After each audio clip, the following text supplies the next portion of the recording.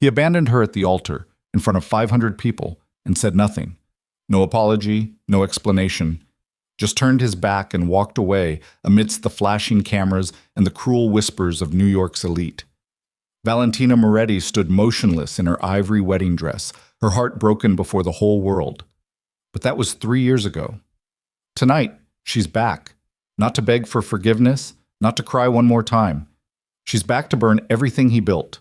Like and comment the city you're viewing so I know how far this story has come. Don't miss a second. The rain came in sideways the morning of the wedding, hard and cold off the harbor. The kind of rain that doesn't care about flower arrangements or catered receptions, or the $200,000 spent on ivory silk flown in from Milan. It hit the stained glass windows of St. Vittorio Cathedral and broke apart into colors: red, gold, deep blue. And those colors landed across the faces of 500 guests who had dressed for a coronation and gotten a slaughterhouse instead, though none of them knew that yet. Valentina Moretti stood at the entrance to the main aisle and breathed. She'd been breathing deliberately for the last 40 minutes, the way her mother had taught her before her mother stopped being available to teach her anything. Slow in through the nose, hold for 3 counts, out through the mouth. Don't let them see your hands shake. Don't let them see anything. You are a Moretti. You walk like you mean it even when your knees are going sideways under your dress, and the man waiting at that altar has eyes that could stop a room cold. Her veil was ivory. Her dress was ivory. Her bouquet was white ranunculus and dark green eucalyptus, and it smelled clean and real in a cathedral that smelled like old money and candle wax and the faint chemical residue of too much cologne. The wedding planner, a severe woman named Corinne, who had organized 3 mob weddings and 2 senatorial inaugurations, pressed 2 fingers briefly to Valentina's elbow. "You're on in 40 seconds. "I know. You look beautiful." Valentina didn't answer that. Beautiful was the least interesting thing she'd been called in the last 6 months of engagement to Adrian Viscari. She'd also been called brave, foolish, ambitious, lucky, doomed, and by an old woman in the Viscari kitchen who crossed herself whenever Adrian walked by. Cursed. The organist shifted into the processional. Valentina walked. The aisle was long. She'd practiced it twice the day before, once in heels, once barefoot on the marble, and she'd counted the steps, 47 from the doorway to the altar. She was on step 12 when she first let herself look at him. Adrian Viscari stood at the altar the way he stood in boardrooms and in the back offices of restaurants that served as fronts for things nobody discussed out loud. Completely still, shoulders back, dark suit, no tie, collar open 1 button, a concession to formality that was itself a kind of arrogance, as if the rules of dress codes applied to other men, and he was simply choosing to approximate them. His hands were at his sides, his face gave nothing. He was 34 years old and had been running the Viscari syndicate since he was 26, when his father had a stroke mid-negotiation with the Carbone family, and Adrian had finished the meeting himself, alone, and walked out with a better deal than his father would have gotten. That story had circulated so many times it had become mythology. What Valentina knew, because she'd grown up on the edges of this world, daughter of the syndicate's chief accountant, close enough to see clearly, but not close enough to be considered dangerous, was that Adrian Viscari was not mythology. He was muscle and calculation, and a specific kind of cold that came from making decisions other people couldn't survive making. She was on step 29 when his phone vibrated. She saw it because she was watching him, and she knew him well enough to catch the micro-movement, the almost imperceptible tightening of his jaw, the slight shift of his weight, the way his right hand moved a fraction of an inch toward his jacket pocket before stopping. He'd trained himself not to reach for the phone in formal settings. He was reaching for it now. Step 34. Step 35. He read the message. She watched his face change. Not dramatically, not the way faces changed in films with wide eyes and dropped jaws. It was subtle, and it was total. The color went out of him somewhere behind his eyes, like a light being switched off in a back room. His jaw set harder. Something moved through him that she'd only seen once before. The night 2 years ago when she'd walked in on him taking a call in the kitchen at 3 a.m., standing alone in the dark in just his shirt, and the look on his face had been the look of a man carrying something that would kill a lesser person. He looked at her. She was on step 40, 7 steps away. He looked at her for a long moment, really looked, the way he almost never did in public because Adrian Viscari did not show what he valued where anyone could see it. And something passed across his face that she would spend 3 years trying to name. It was not indifference, it was not cruelty. It was the expression of a man who has just realized that the thing standing in front of him is the most dangerous thing in the room, and not because of anything it has done, because of what other people will do to get to it. He put the phone back in his pocket. He stepped back from the altar. 1 step, 2 steps. He reached inside his jacket and removed something small from his inner breast pocket. The wedding band, the one she'd chosen herself, plain brushed platinum, no engraving because he said he didn't like words on things he wore, and he set it on the altar rail with a sound so quiet that only the priest and Valentina heard it. Then he walked away. Down the side aisle, not the main one, past the carved wooden pews, past the guests who were beginning to turn with that confused social instinct, past the senator from New York who had been planning to give the first toast, past the mayor's wife who was already reaching for her phone, past the double doors at the side entrance, and out into the rain. The organist stopped mid-bar. Valentina stood alone at the altar. For a moment, the cathedral held its breath. 500 people and not one of them made a sound, because the brain takes a second to process something that has no precedent in its experience, and none of these people, criminals, politicians, wives of criminals posing as wives of politicians, had ever seen anything like this. Then the whispers started. She heard them the way you hear sound underwater, muffled, distorted, coming from all directions at once. She heard her own name. She heard his name. She heard the word abandoned in 3 languages because this was New York and the guest list was international. She heard someone laugh, a short, breathy sound quickly suppressed, and that sound was worse than all the others. Her hands were still holding the bouquet. She became aware of this because her knuckles had gone white around the stems. She loosened her grip deliberately, 1 finger at a time, and she breathed. Slow in, hold for 3, out. And she looked straight ahead at the altar and the empty space where he had been standing, and she did not cry. She would not cry here. She would not give this room, these people, this city, that satisfaction. Corinne materialized at her elbow with the practiced efficiency of someone who had worked enough high-stakes events to know that the most important thing in a disaster is forward momentum. "We should move you to the—" "Don't touch me." Corinne's hand retreated. Valentina stood there for another 10 seconds. She counted them. Then she turned around, slowly, not rushing, not running, not stumbling, and she walked back down the aisle the way she'd come up it, 47 steps, and every single one of those steps was the hardest thing she'd ever done. Cameras flashed. Someone near the back was filming on a phone. A woman in a blue dress reached out and touched her arm as she passed, and Valentina moved away from the touch, without looking at who it belonged to. She made it to the vestibule before her legs stopped working properly. She sat down on a stone bench against the wall and looked at the ranunculus and eucalyptus in her hands and breathed, and did not think about anything for 30 seconds, because 30 seconds was all she could afford.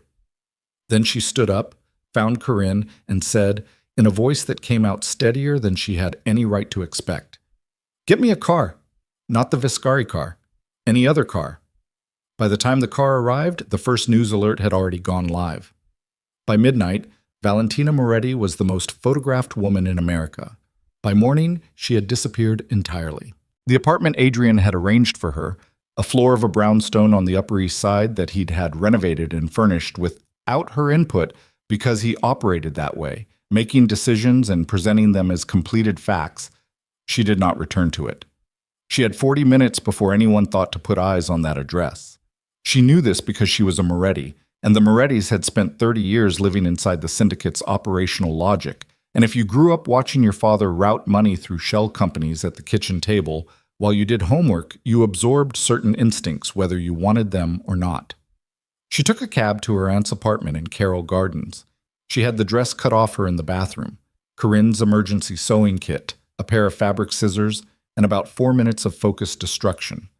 And she put on her aunt's clothes, black jeans, a gray sweater, boots that were half a size too big. She pulled her hair back. She wiped the makeup off her face with a dish towel. Her aunt, Rosa, stood in the doorway of the bathroom and watched all of this with the expression of a woman who had survived her own catastrophes and recognized the territory. Do you want to talk? No. Do you want me to call anyone? No. Do you want... Rosa. Valentina looked at her in the mirror. I need a phone, not mine, and I need the name of the man Papa used to send documents to in Buenos Aires. Rosa went quiet for a moment. She was 61 years old and had been married to a man who moved money for the Viscari family for 22 years before dying of a heart attack that had nothing to do with the work, and she had a particular quality of stillness that came from decades of knowing things she couldn't say out loud. That's a serious road, Valentina. I know what road it is. Your father kept that man separate for a reason. I know that too. Rosa looked at her for a long time. Then she went to the kitchen and came back with a phone and a folded piece of paper with a name and a number on it. She pressed both into Valentina's hands without another word. Valentina left Carroll Gardens before dawn. She did not look back at the city. She understood, with the clean clarity that only comes when everything you thought you were building has just been publicly destroyed, that looking back was the most dangerous thing she could do. Not because of the Viscari syndicate, or the rival families, or the enemies her father had accumulated in 3 decades of handling dirty money. Because of herself. Because if she looked back, she might find something in her that still wanted an explanation, still wanted Adrian Viscari to have a reason that made sense, and that wanting would kill her more certainly than any of his enemies. She didn't look back. She got on a plane to Buenos Aires with $4,800 in cash, her mother's emerald ring on her right hand, a fake passport her father had prepared for her 3 years before his death. She had never asked why he prepared it, and he had never explained, and now she understood that he had known this world well enough to know that the women who survived it were the ones who had exits prepared in advance, and a USB drive she had retrieved from the false bottom of her father's old desk the night before her wedding rehearsal dinner, when some instinct had pulled her back to the Carroll Gardens apartment and made her sit in the dark of his study and run her fingers along the underside of the bottom drawer until she felt the seam. The drive contained everything. She didn't know that yet. She knew her father had called it the ledger, in the careful oblique way he referenced it 2 or 3 times over the years, always in passing, always with the particular expression of a man acknowledging a loaded weapon he hoped never to fire. She knew it was financial records. She knew it was comprehensive. She knew it covered the Viscari Empire and its relationships with other families, and its relationships with politicians and judges and law enforcement and international banks. She didn't know yet that it also contained the recorded testimony of 16 people who were now dead. She didn't know that it contained the documentation of 43 murders. She didn't know that the man who had walked away from their wedding had spent the previous 10 minutes reading a message informing him that 3 separate criminal organizations had learned of the ledger's existence and believed Valentina to be in possession of it, and that all 3 had dispatched people to the cathedral, and that the safest thing he could do for her, the only thing the message had said, the only thing that might make her worthless to them, was to make her publicly insignificant, an abandoned bride, a discarded woman, not a target. She didn't know any of that as she sat on the plane and looked at the USB drive in her palm and felt the weight of her father's final act of protection. She only knew that something in her had broken cleanly and completely in that cathedral, the way bones break. Not a crack, not a fracture, but a full break, the kind that heals wrong if you don't set it properly, and the way you set it properly is to stop pretending it doesn't hurt and start deciding what shape you want the bone to be when it comes back together. She wanted it to come back as something harder. She wanted it to come back as something that didn't tremble. Buenos Aires received her with heat and noise and the anonymous grace of a city that had no investment in who she used to be. The man her father had used, his name was Dreyer, he was Dutch, he had spent 20 years as a financial intelligence analyst before deciding the money was better on the other side. Met her in a coffee shop 2 blocks from the Recoleta Cemetery and looked at her across the table for a long moment before saying anything. You have the drive. It wasn't a question. Yes. And you have a plan. I have the beginning of one. Dreyer turned his coffee cup in his hands. He was somewhere in his mid-50s, compact and unremarkable in the way that people who have spent careers in intelligence become unremarkable by design. Nothing about him snagged the eye, nothing invited a second look. Her father had trusted him. Her father had trusted almost no one. And the few people he had trusted, he'd chosen with the methodical carefulness that had kept him alive in a business that consumed men like him. "Your father prepared for this," Dreyer said. "I know. He prepared more than just the drive." She looked at him. "He left instructions," Dreyer said, "for this exact situation, for if you ever came here without him." He reached into his jacket and put an envelope on the table between them. "He wrote this 4 years ago. He told me, if Valentina ever comes to you, give her this first, before anything else." She didn't reach for the envelope immediately. She sat with the fact of it for a moment. The particular weight of a message from someone who had been dead for 2 years, who had known something was coming and had loved her enough to prepare for it, and not loved her enough, or trusted her enough, or trusted the world enough to warn her directly. She understood that calculation. She'd grown up inside it. The men in this world didn't warn the women they loved. They built exits and hoped the exits would be enough. She opened the envelope. Her father's handwriting was precise and small, the handwriting of a man who had spent decades keeping meticulous records. "Valentina," it began, "if you're reading this, then something has gone wrong. I don't know what. I don't know which direction the danger came from. But I know this world well enough to know that the danger was always going to come, and I know you well enough to know that you will not run from it. So instead, I'm going to make sure you have everything you need to survive it. Everything you need is on that drive.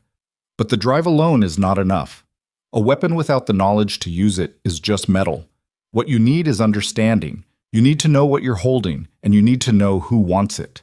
And you need to know that the man who built the Vescari Empire built it on the specific terror of information, of evidence, of proof, of the documented fact of crimes that powerful people have spent decades pretending never happened.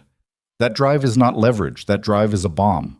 And a bomb is only useful if the people who fear it believe you are willing to detonate it." She read the rest of it slowly, twice. Then she folded the letter and put it in her pocket and looked at Dreyer. "How long will it take," she said, "to teach me everything you know?" Dreyer considered this with the stillness of a man who had been asked difficult questions before.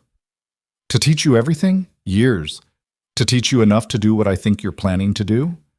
He tilted his head slightly. 18 months, if you worked the way your father worked." "My father worked without sleeping." "Yes." "Good," Valentina said. "Neither will I." She did not sleep much in Buenos Aires. She did not sleep much in Marseille, where she spent 7 months working with a former intelligence broker named Sylvie, who had once helped 3 governments and 2 criminal organizations simultaneously and considered this her proudest professional accomplishment. She did not sleep much in Prague, where she spent 4 months in a flat above a bookshop, learning the specific architecture of the Vescari Syndicate's financial network from a man who had helped build it and who owed her father a debt he'd been waiting years to repay. She learned cyber warfare. She learned financial forensics. She learned the specific grammar of political leverage, how power actually moves between people, not the official version, not the public version, but the real version, the version written in favors and fear, and the unspoken knowledge of crimes. She learned to read a room the way her father had read ledgers, precisely, without sentiment, looking for what was hidden in the structure rather than what was displayed on the surface. She changed her body. Not surgically. She had no patience for surgery's extended recovery windows. But deliberately, methodically, the way you change anything you're serious about changing. She ran. She trained. She learned to carry herself differently, to inhabit space with a different geometry, to make herself harder to read. She changed her face only in the ways that time and discipline change a face. Sharper, stiller, with the particular quality of a person who has stopped apologizing for what she knows. She did not contact anyone from her former life. Not Rosa.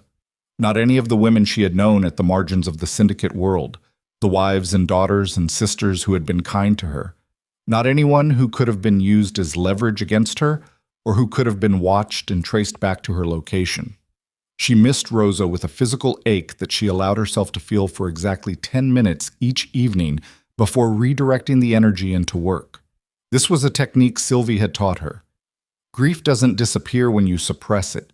It just relocates, finds other outlets, compromises your decision-making in ways you don't notice, until you're already in the hole. So you give it time, deliberate, bounded time. Then you close the door. She gave herself no time to think about Adrian Vescari. That door stayed shut. She had the drive analyzed in Prague by a man who specialized in exactly this kind of document, the kind that had been compiled by someone with 30 years of access and the accountant's instinct for comprehensive record keeping. He spent 6 days on it, and when he came back to her, he sat down and looked at her with an expression she recognized as the expression of someone recalibrating the scale of what they were looking at. "This is not a financial ledger," he said. "I know it contains more than that. This is a complete operational record," he said. "Every significant crime the Vescari syndicate committed or facilitated over 31 years. With documentation, with corroborating financial records, with names," he paused. "Not just Vescari names." "I know. There are senators in here." "I know. There are federal judges." "Yes. There is a current cabinet." "I know what's in it," she said. "I need to know how to use it." He looked at her for a long moment. "The question isn't how to use it. A document this comprehensive, released correctly, would bring down half the criminal infrastructure of the eastern United States and destabilize 3 European governments."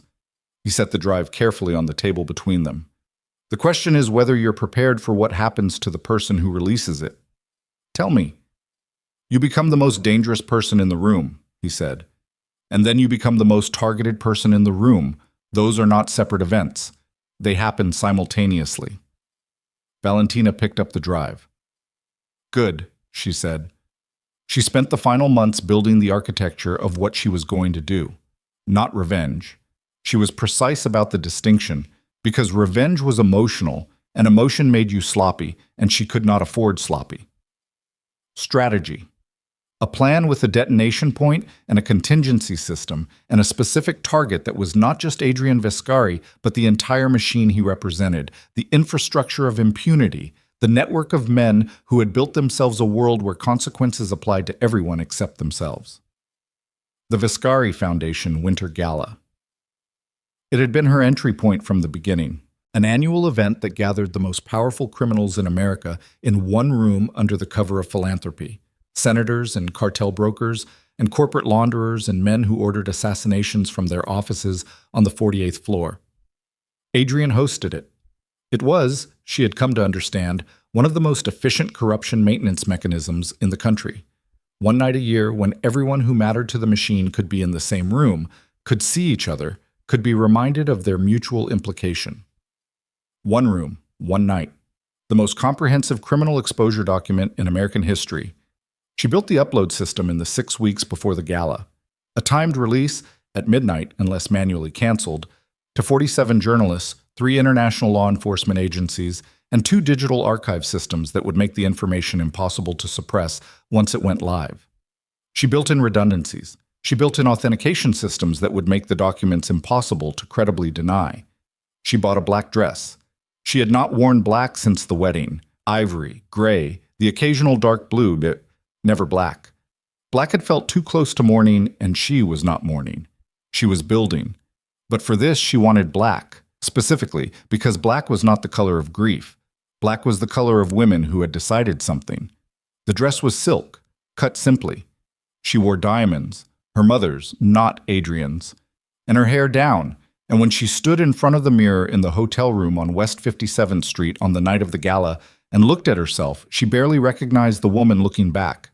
Not because she had disguised herself, because she had become something else entirely. Something that bore the same face as Valentina Moretti, but occupied it with completely different intent. She was 31 years old. She had not been in New York in 3 years. She had not seen Adrian Vescari in 3 years. She picked up the small case containing her laptop and the drive and the remote access system she'd built to trigger the upload. She walked out of the hotel room. The elevator descended. The doorman held the door. Outside, New York smelled like rain and exhaust and winter, and the Vescari estate was 12 blocks north. And inside that estate, 500 of the most powerful and most culpable people in America were eating canapés and drinking champagne and congratulating themselves on their survival, completely unaware that the woman they had watched stand alone at an altar 3 years ago was about to walk through the front door. Valentina breathed. "Slow in. Hold for 3. Out. She walked north into the dark. 12 blocks.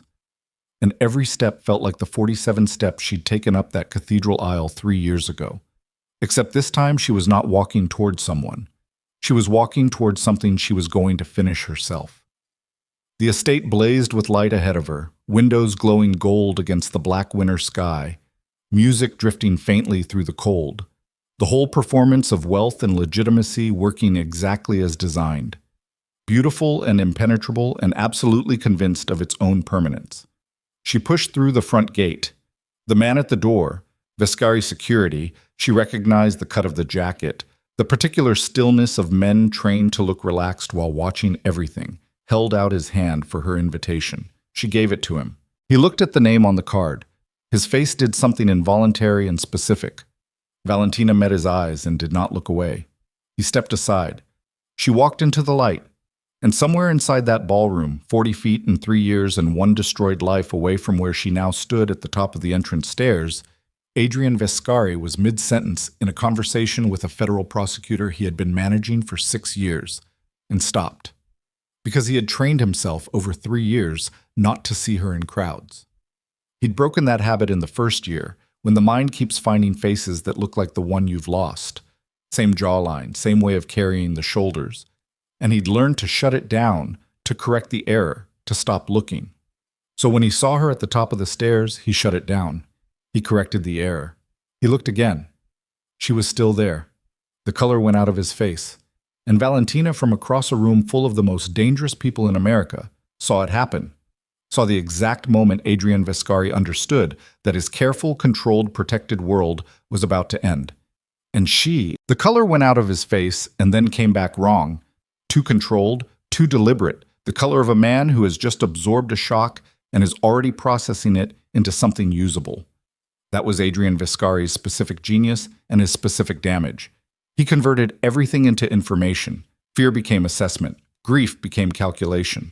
The sight of a woman he had last seen standing alone in an ivory dress in front of 500 witnesses became, within 3 seconds, a tactical problem requiring immediate solution.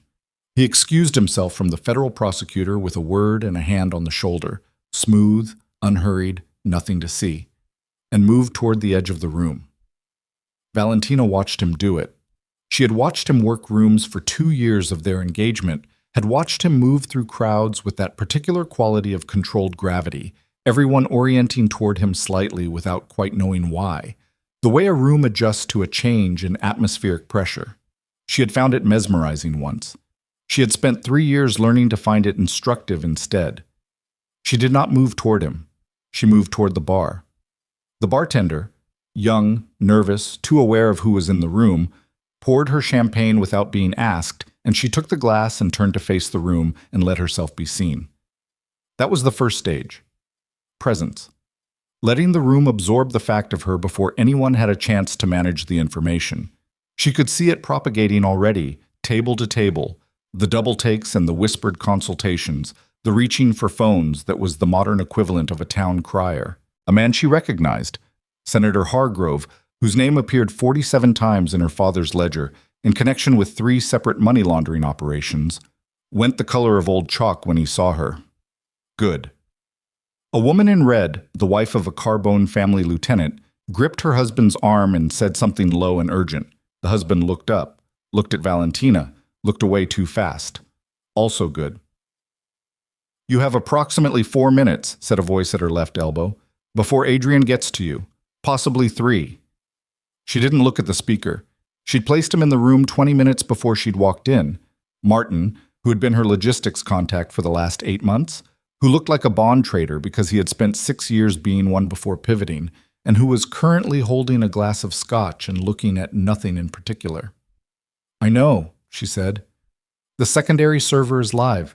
Upload system is armed and showing green across all nodes." "Good." "Valentina." A pause. "Once this starts, the window for stopping it is about 40 minutes. After that, the automated redundancy kicks in, and it goes live regardless." "I know that. I'm asking if you've thought about what happens after." "I've thought about nothing else for 3 years." Martin was quiet for a moment. Then, "He's coming from the East Corridor, moving fast for a man pretending to move slowly. She took a sip of champagne and did not turn around. She felt Adrian before she heard him. A change in the air at her back, the specific quality of attention that a person generates when every trained instinct they have is pointed at a single object. She had felt it before, in better circumstances, and the body's memory of it was inconveniently specific. Valentina. His voice was the same. Lower, maybe, or maybe she was remembering it wrong. She turned. He was close, closer than she'd expected, which meant he'd moved faster than he wanted her to know.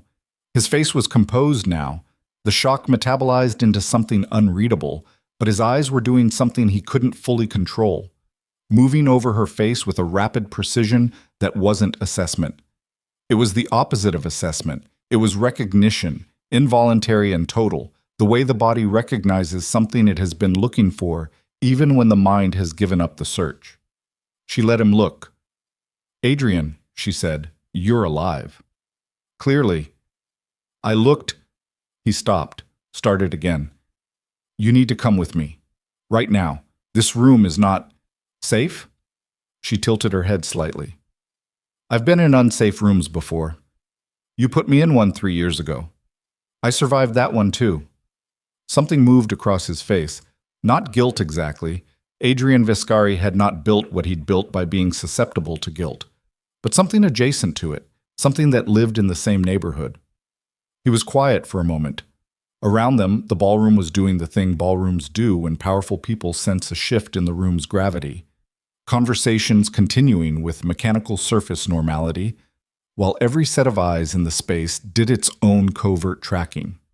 2 of Adrian's security detail had materialized within 20 feet. She'd clocked them both. "Not here," Adrian said. "Here is exactly where I want to be." Valentina. "I like this room," she said pleasantly. "The acoustics are wonderful. You can hear everything." His jaw tightened. "I'm going to ask you once to come with me to somewhere private where we can—" "What? Talk?" She looked at him with the particular quality of attention she'd spent 3 years cultivating, precise, undeflectable, stripped of the eagerness to be understood that had made her vulnerable before. "I don't have anything to say to you in private, Adrian. Everything I came to say tonight is for this room." A beat of silence between them while the music played on. "Whatever you're planning," he said, quieter now, the social surface dropping slightly to show the thing underneath. Not a threat, which surprised her, but something that sounded uncomfortably close to fear. "You don't have the full picture." "I have your father's picture," she said. "I have your uncle's picture. I have your financial director's picture, your 6 shell companies in the Cayman Islands, your arrangement with the Ortega cartel, your money flow through the Brandt Foundation, your— Should I keep going? We have time. The champagne is very good." He stared at her. For the first time since she'd walked in, she saw it. The full weight of what he was looking at landing on him. Not just that she was alive, not just that she was here, but that she was here prepared. That the 3 years she'd disappeared had not been years of hiding. They had been years of building. "Where did you get it?" he said. It wasn't a question, quite. "My father was very thorough," she said. "You knew that. You hired him because he was thorough. The ledger was supposed to—" He stopped. "Supposed to what?" She kept her voice even. "Die with him? Or did you think I'd be too broken to find it? Too stupid? Too busy being the abandoned bride to think about what I might have inherited along with his debt?" "That's not— I don't care what it is," she said, and meant it. "I'm not here to hear your explanations, Adrian. I'm here because I built something, and tonight I'm going to use it, and I wanted to be in this room when it happens. I wanted to watch." He looked at her for a long moment. Then he said very quietly, "If you do what I think you're planning to do, people in this room will try to kill you before midnight." "Several of them are already planning to," she said. "Martin counted 4 separate security consultations in the last 9 minutes. Your uncle's man near the east wall, the Carbone woman with the phone, the gentleman by the sculpture garden who hasn't looked at the sculpture once." She paused. "I've been in rooms with people trying to kill me before, Adrian. You made sure of that when you left me at that altar." The muscle in his jaw worked. "Go enjoy your party," she said, and turned back to the bar. She heard him stand there for 3 seconds, she counted, before moving away. She didn't watch him go. She focused on her champagne and on the slow, deliberate regulation of her breathing and on the fact that her hands were completely steady, which she was quietly grateful for. She had 41 minutes until midnight. She set the glass down and moved into the room. The next 2 hours, before midnight, which she was already measuring the distance to like a runner measuring the final stretch of a race, were the most technically demanding things she'd done in 3 years of technical demands. She moved through this gala with a precision that looked to the outside eye like a woman working a room with effortless social grace. What it actually was, a systematic operation. She found Senator Hargrove near the east windows, deep in conversation with a man she recognized from the Prague files as the Viscari syndicate's primary political liaison. She joined the conversation smoothly, the way she'd learned to join conversations, not intrusively, but inevitably, with the specific quality of presence that made people feel the conversation had been waiting for her. She said 3 things to Hargrove quietly, in the space of 4 minutes. She watched his face go through chalk to gray to something that looked like a man watching his entire constructed life develop a crack along its foundation. She did not say, "I have the ledger." She said, "I know about Clearwater."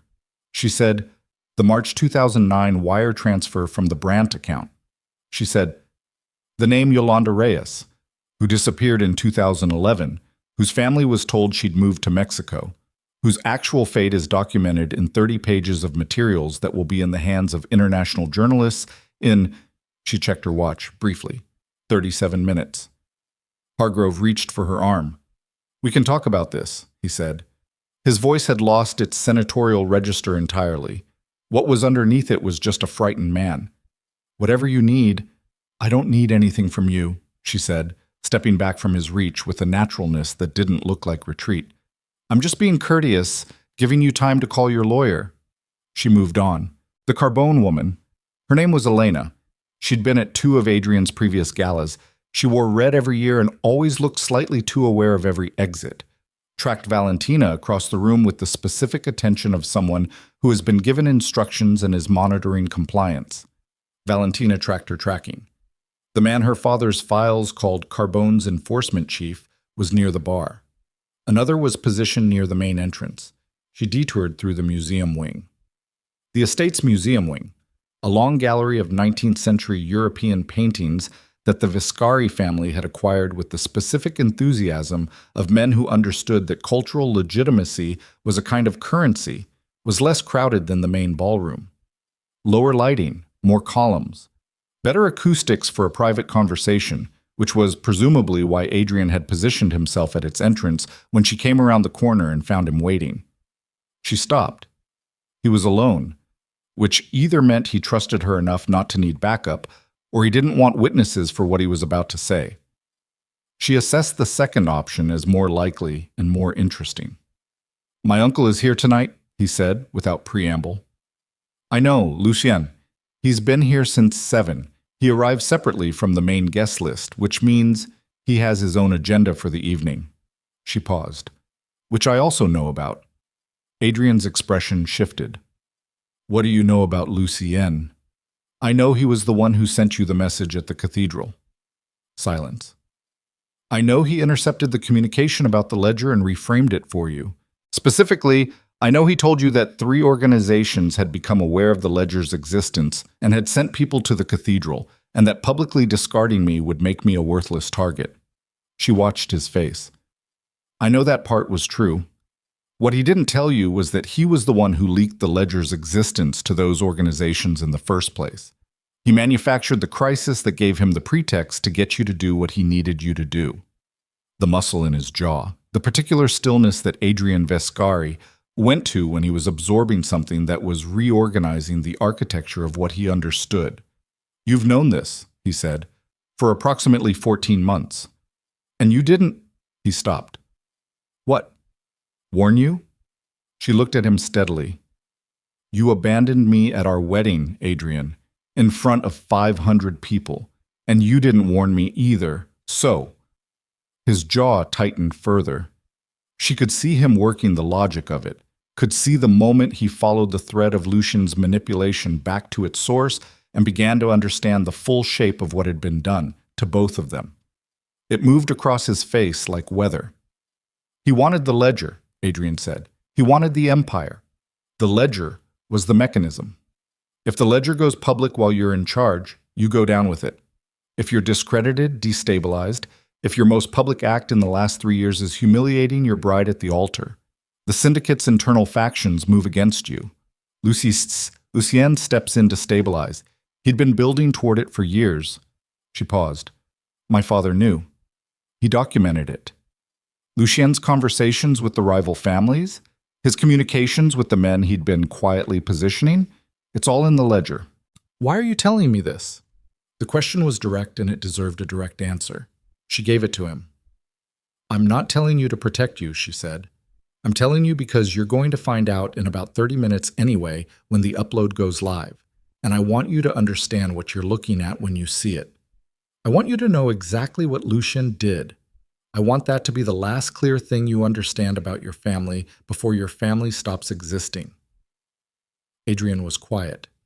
Somewhere in the main ballroom, the orchestra had shifted to something slower. The sound drifted through the doorway between them. I spent 3 years keeping you alive, he said. It came out rougher than his usual register, like something set against resistance. You want to know that or you don't, but I'm going to say it once. The crews that went after you in the first 6 months, 4 separate operations, Buenos Aires, Marseille, Naples. 2 more I found before they found you. I sent people ahead of you, before you even got there. I burned the operations before they could reach you. She was quiet. I didn't know about Lucien, he said. I thought I was protecting you from external threats. I didn't know the threat was inside my own house. I thought... He stopped, pressed his mouth together. I thought if I made you worthless as a target, you'd be safe. I thought if I destroyed the thing between us publicly enough, completely enough, no one would believe you were a threat. And instead, she said, instead you became one. She looked at him for a long time. The gallery was quiet around them, old paintings on the walls, the light deliberately dim in the way of spaces designed to make expensive things look more expensive. Did it ever occur to you, she said very carefully, to simply tell me, to give me the information and let me make my own decision about what to do with it, to treat me like a person with a mind and not a problem to be managed? The question landed. She watched it land. I thought it would get you killed, he said. You thought I was fragile. I thought the people coming for you were not. I'm not fragile, she said. I was never fragile. You just never looked long enough to see the difference between fragile and untested. She turned slightly, orienting toward the gallery exit. You spent 3 years eliminating physical threats to my body. I spent 3 years eliminating the only threat that actually matters. She looked back at him. The assumption that men like you get to decide what women like me are capable of surviving. She walked away from him, back toward the ballroom. He said her name once. She didn't stop. The last 20 minutes before midnight were the longest and the most dangerous. The room had fully absorbed her presence now, had processed it, and the processing had reached the men and women with the most to lose, which meant the men and women with the least compunction about what they did to protect themselves. She felt the shift, a subtle tightening of the room's atmosphere, the way a crowd reconfigures around a threat, without quite knowing it's reconfiguring.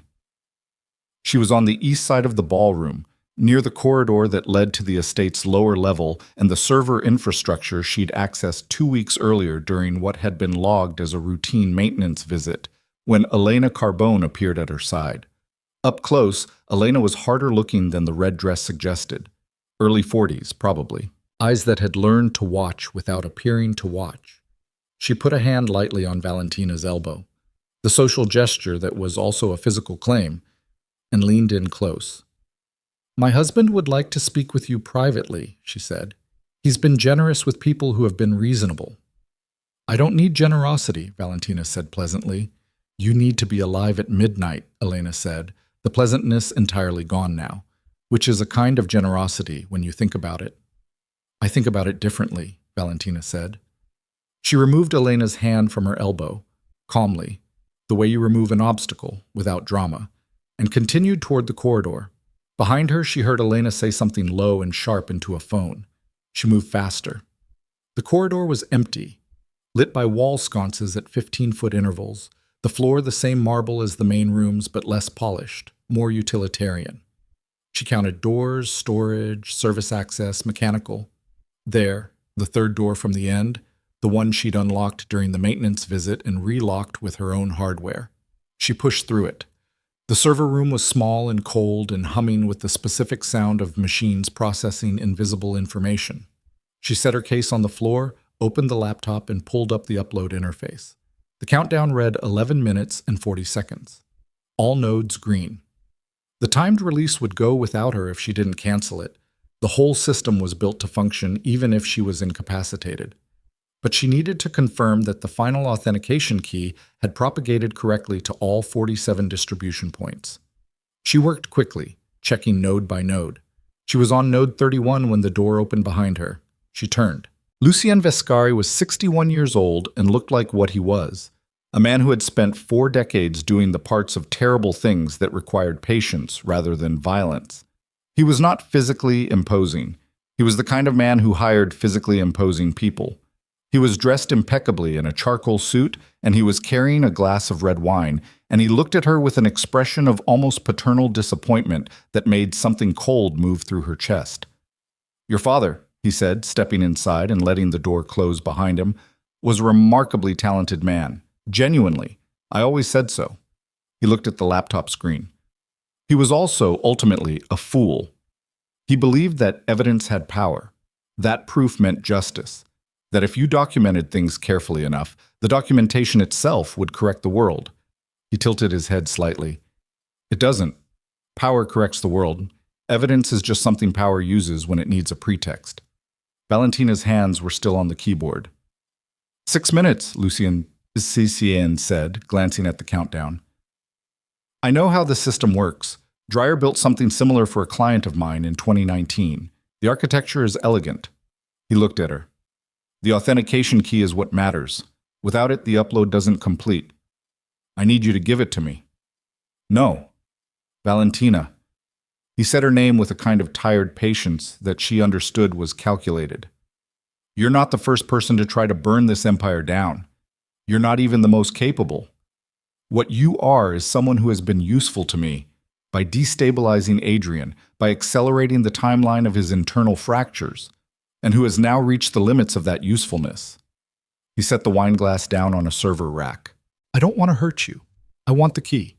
Give me the key, walk out of this building, and you never hear from me again." "You'll destroy the ledger," she said. "I'll use the ledger," he said, selectively, for the specific purpose of consolidating the Vescari Empire under stable leadership, which I am better equipped to provide than— "You killed my father," she said. The room went quiet except for the server hum. She had not planned to say it here, not like this. But the certainty had been building in her for 14 months, since she'd found the communication thread buried deep in the financial records. Oblique, careful, the kind of language men like Lucien used when they needed a record to be unreadable, but needed a record anyway. And she had spent 14 months being certain of it without being able to prove it, and it sat in her chest like something with weight. Lucien looked at her for a moment. "Your father died of a heart attack," he said. "My father was 57 years old and had no cardiac history," she said. "And 2 weeks before he died, he left me a USB drive in a false bottom drawer and a note with Dreyer's name on it. He knew something was coming." She looked at him steadily. "I can't prove it. Not the way I can prove everything else in that drive. But I know." Lucien's expression didn't change. That was its own answer. "The key," he said. "No."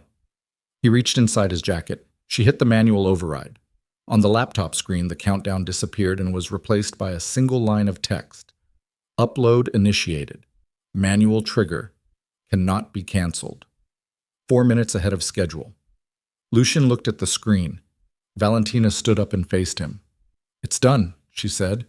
"The files are going out right now, to 47 journalists, to Interpol, to the FBI field office in New York and 3 others, to 2 separate digital archive systems that will make them permanently irrecoverable."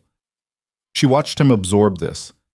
Whatever you were planning to do to me in this room, it doesn't change that. It's done." Lucian's hand came out of his jacket holding a phone, not a weapon. He looked at the phone.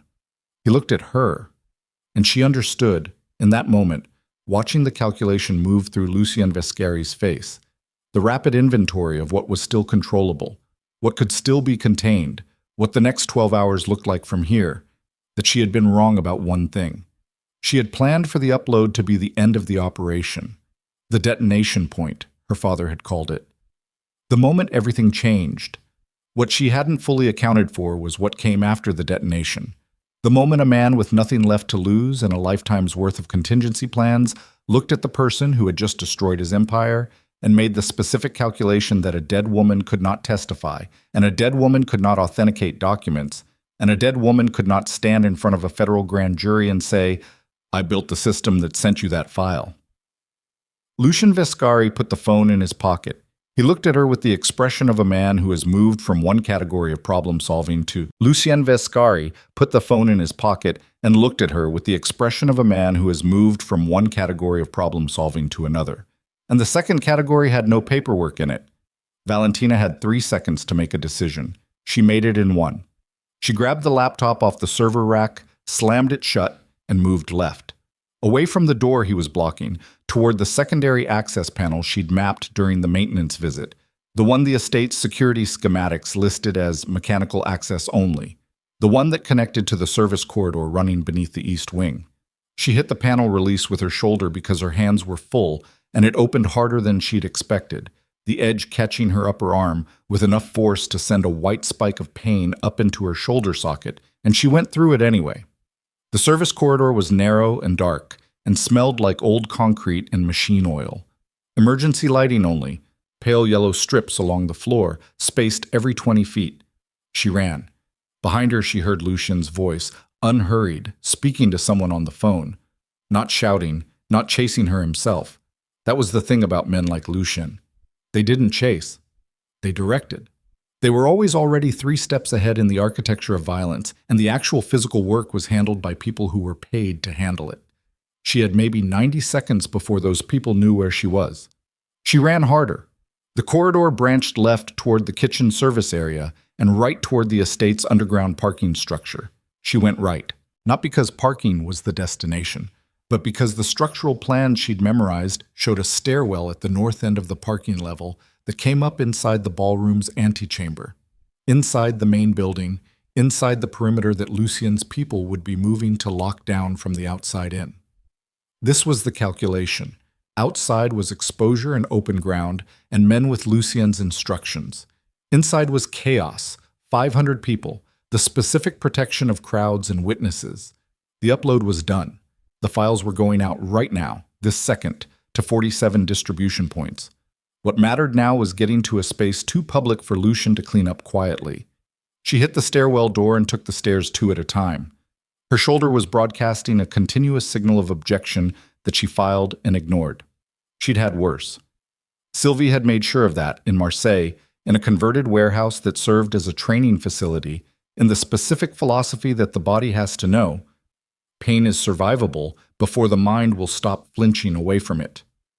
She came up through the antechamber door into a corridor she recognized, the east hall connecting the museum wing to the main ballroom foyer, and stopped. Martin was there.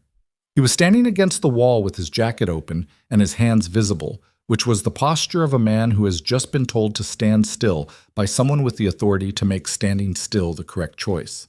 Beside him, with a phone to his ear and 2 men flanking him, was a person Valentina had not expected to see. His name was Reeves. He was Adrian's head of internal security, had been for 8 years, careful and methodical, and famously loyal, the kind of loyalty built on genuine conviction rather than financial dependence, which made it more durable and considerably more dangerous than the bought kind. She had assessed him as a neutral party, someone who served Adrian's interests rather than Lucien. Someone who would be in the main ballroom managing the Gala's security infrastructure.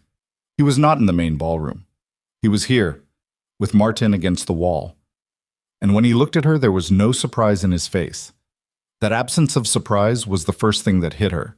The second thing was Martin's expression. Not frightened, specifically, but carrying something she hadn't seen on him before, something with the quality of a man in the presence of information he wishes he didn't have. "Valentina," Reeves said, and lowered the phone. "I need you to come with me." "Where's Adrian?" she said. "Mr. Vescari is being briefed. I need you to—" "Where is he, Reeves?" A beat. "The library. East wing, second floor. He's safe." Another beat, shorter. "For the moment." She looked at Martin. "Are you all right?" "Physically," Martin said, which was an answer and also not an answer. She looked at Reeves. He was 50, ex-military, with the build of a man who had maintained the physical discipline of his 20s out of habit rather than vanity. He was not pointing anything at her. His men were not pointing anything at her. This was either a restraint born of genuine intention or a restraint born of the understanding that visible force in a corridor adjacent to a ballroom containing 500 witnesses was bad operational practice. She made the calculation. She went with them. The library was on the second floor of the East Wing, through a door that required a key code Reeves entered from memory. It was a large room, floor-to-ceiling shelves, a fireplace that wasn't lit, a conference table that had clearly been used recently, papers spread across it. Adrian was standing at the window with his back to the room. He turned when the door opened. He looked at her with the specific intensity of a man who has just learned something that has reorganized everything he thought he understood, and who is still in the process of reorganizing. "The upload went through," she said. "Not a question." 20 minutes ago, he said. "We're getting confirmation responses from the distribution points now." He paused. "All 47. She let out a breath. "Reeves brought you here because of what's happening in the ballroom," Adrian said. "Not because of me." "What's happening in the ballroom?" Adrian looked at Reeves. Reeves said, 12 minutes ago, we identified 9 individuals in the main event space who are not on the guest manifest and who are carrying concealed weapons. They came in on the catering staff rotation. They're positioned at all 4 exits and at 3 interior points." He paused. "They're not Carbone. They're not the Ortega network. Based on the equipment profile and the coordination pattern, my assessment is former military contractors. Eastern European, probably, which means they were expensive and they were planned well in advance." "Lucien," Valentina said. "Lucien," Adrian confirmed. "But not just tonight. This was always the contingency. If the ledger went public while he still had operational control of the enforcement arm, he could burn the evidence trail by eliminating the people who built it." He looked at her steadily. "That means you. Means Martin. It means me. Because I'm the one person in this building who could authenticate your documents to federal investigators." He paused. "And it means everyone in that ballroom who is now a liability because they know too much about what's in those files." The room went quiet. Valentina heard the party distantly through the floor. The music, the muffled aggregate sound of 500 people who did not yet know that the building they were standing in had been converted into a trap. "He was never planning to use the ledger," she said. "He was planning to let me release it, let it destroy the external political protections, and then eliminate everyone who could connect the evidence to the Vescari name. Clean house. Start over." "With himself in control of whatever's left," Adrian said. "I told you," she said. "I told you he wanted the empire." "You told me 14 months of your assessment," he said, and there was something in his voice that wasn't accusation, wasn't quite grief, was the sound of a man confronting the specific cost of having been wrong in a direction that had consequences for other people. "You had that information for 14 months, and you didn't—" "I didn't owe you information," she said sharply. "I didn't owe you anything. People are going to get killed tonight, because of Lucien, not because of me. Because of both of you." He said it without anger, which was worse than anger. "You built a detonation point in a room full of civilians, so did he. The difference in your intentions doesn't change the blast radius." The words hit her. She stood with them. She wanted to argue. She had arguments. Good ones. The kind she'd spent months constructing and testing against every counterpoint Dreyer had thrown at her. The Gala was not a room full of innocents.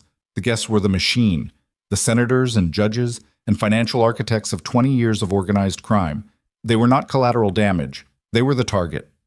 The catering staff, the musicians, the security team hired through a legitimate private firm, those were the civilians, and her system had accounted for them. had built in a 15-minute window after upload for the building to be evacuated under the cover of a staged fire alarm, a window that Lucian's accelerated timeline had now... The window. She looked at Reeves. How long until his contractors move? Unknown. They're holding position, waiting for a trigger signal. The trigger is Lucian, she said. He's in the server room or close to it. When he confirms the upload can't be reversed, he'll signal them. We've lost visual on Lucian, Reeves said, and the way he said it communicated that this was not a recent development, that visual on Lucian had been lost some time ago, possibly before Valentina had even walked into the building. He's been planning this for months, Valentina said. He knew the building's security layout. He knew your blind spots, Reeves. He helped build them. She looked at Adrian. Your uncle has been your head of infrastructure security's secondary employer for at least 2 years. It's in the ledger, page 4 of the Lucian file. Reeves's face did not change. That was the face of a man hearing something he needed to hear and was not going to let himself react to in front of other people until he'd processed it properly. She respected the discipline even as she registered it as another layer of threat. Adrian looked at Reeves. How many of your people are clean? He said. I don't know, Reeves said. It cost him something to say it. I know which ones I trust personally. I don't know which ones I've been sharing operational information with people who've been feeding it to Lucian. A pause. I need time to... We don't have time, Valentina said. I know that. The ballroom needs to be evacuated, now, before Lucien signals. If we evacuate under emergency protocol, his contractors will see it as the trigger, Reeves said. They'll assume the building is compromised, the evidence is irreversible, which it is, and they'll move before people can clear the exits. We'd be accelerating the timeline. The three of them stood in the library with this. Outside, the party continued. Music, laughter, the sound of a world that hadn't received its notification yet. Valentina set the laptop on the conference table and opened it. The upload confirmation screen was still active, all 47 nodes showing green, timestamp at 23 minutes and counting. She navigated to the secondary interface, the one she hadn't told Martin about. The one she'd built in Prague in the last week before leaving. The contingency she'd constructed for the specific scenario in which the detonation didn't end things but instead started them. What is that? Adrian said. A second system. For what? She looked at him. The upload was the bomb. This is the fallout protocol. She turned back to the screen. I built in a secondary release, not to journalists, not to law enforcement, to every connected device in this building, every phone, every tablet, every laptop on this network. In about 4 minutes, every guest in that ballroom is going to receive a push notification containing a summary file. 1 page, key names, key crimes, key evidence references, with a timestamp and an authentication signature. She looked at him. Not enough to prosecute, enough to understand what they're standing in the middle of. Adrian stared at her. You're going to show every senator and cartel broker in that ballroom that they're implicated. I'm going to show them they're all implicated in the same document, mutually, together. She finished the input sequence, which means none of them can move against each other without the others moving against them. Mutual assured destruction. It creates a standoff. Or it creates a panic. Panics are loud, she said. Loud as witnesses. Witnesses are the one thing Lucian's contractors can't operate in front of. She looked at him steadily. You have a better idea. Tell me now. You have about 3 minutes. Adrian was quiet for 4 seconds. She counted. Do it, he said. She sent the protocol. What happened next happened fast, the way things happen when a fuse burns down, not all at once, but in a cascade that moves faster than the human instinct to intervene. In the ballroom below, 500 phones lit up simultaneously. The music didn't stop immediately. The orchestra played on for another 40 seconds, which was both absurd and appropriate. But the sound of the room changed, the ambient noise dropping as 500 people looked at their screens and processed what they were reading. Then the music stopped. The silence that followed was a specific kind of silence. Not peace, not stillness, but the held breath of a room full of people simultaneously realizing they are in the wrong place at exactly the wrong time. Valentina could hear it through the floor, that specific quality of collective reorientation. Then voices. Multiple, overlapping, the acoustic character of confusion converting rapidly to alarm. Reeves spoke into his radio in a low, clipped sequence of instructions. Real instructions, she noted, aimed at genuine extraction rather than containment, which either meant he was trustworthy or meant he understood that controlling the situation now required the optics of trustworthiness. She didn't have the luxury of resolving that distinction. She moved. She moved because the protocol had bought minutes, not safety, and the minutes had a specific purpose: getting to Lucien before Lucien got to a position from which he could still salvage something from the wreckage. The files were out. The devices were lit. The fallout was in motion. But Lucien Vescari had spent 40 years navigating the kind of catastrophes that destroyed lesser men, and he would be pivoting right now, reassessing, building the next version of his exit, while everyone else was still reacting to the current crisis. She needed him not to reach the exit. She went back through the keypad door into the corridor, down the east stairs, and came out into the museum wing to find it no longer empty.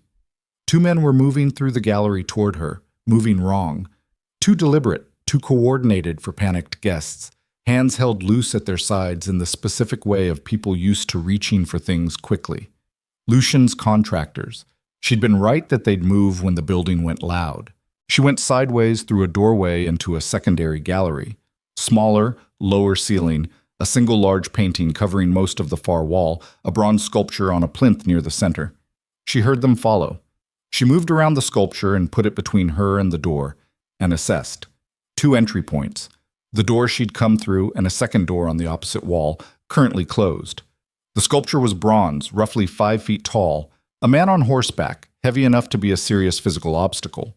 The laptop was still in her hand, which was both an asset she couldn't afford to lose and a liability she couldn't afford to carry. The first man came through the door. She threw the laptop at the second man's entry point, not at him, at the door handle, because she needed the door to stay shut for approximately 4 seconds, and used the first man's instinctive reaction to the movement to close the distance between them. He was bigger than her and trained in the way that people are trained when training is their profession, but he was also expecting a target, not an attack, and the half-second of recalibration that required was enough.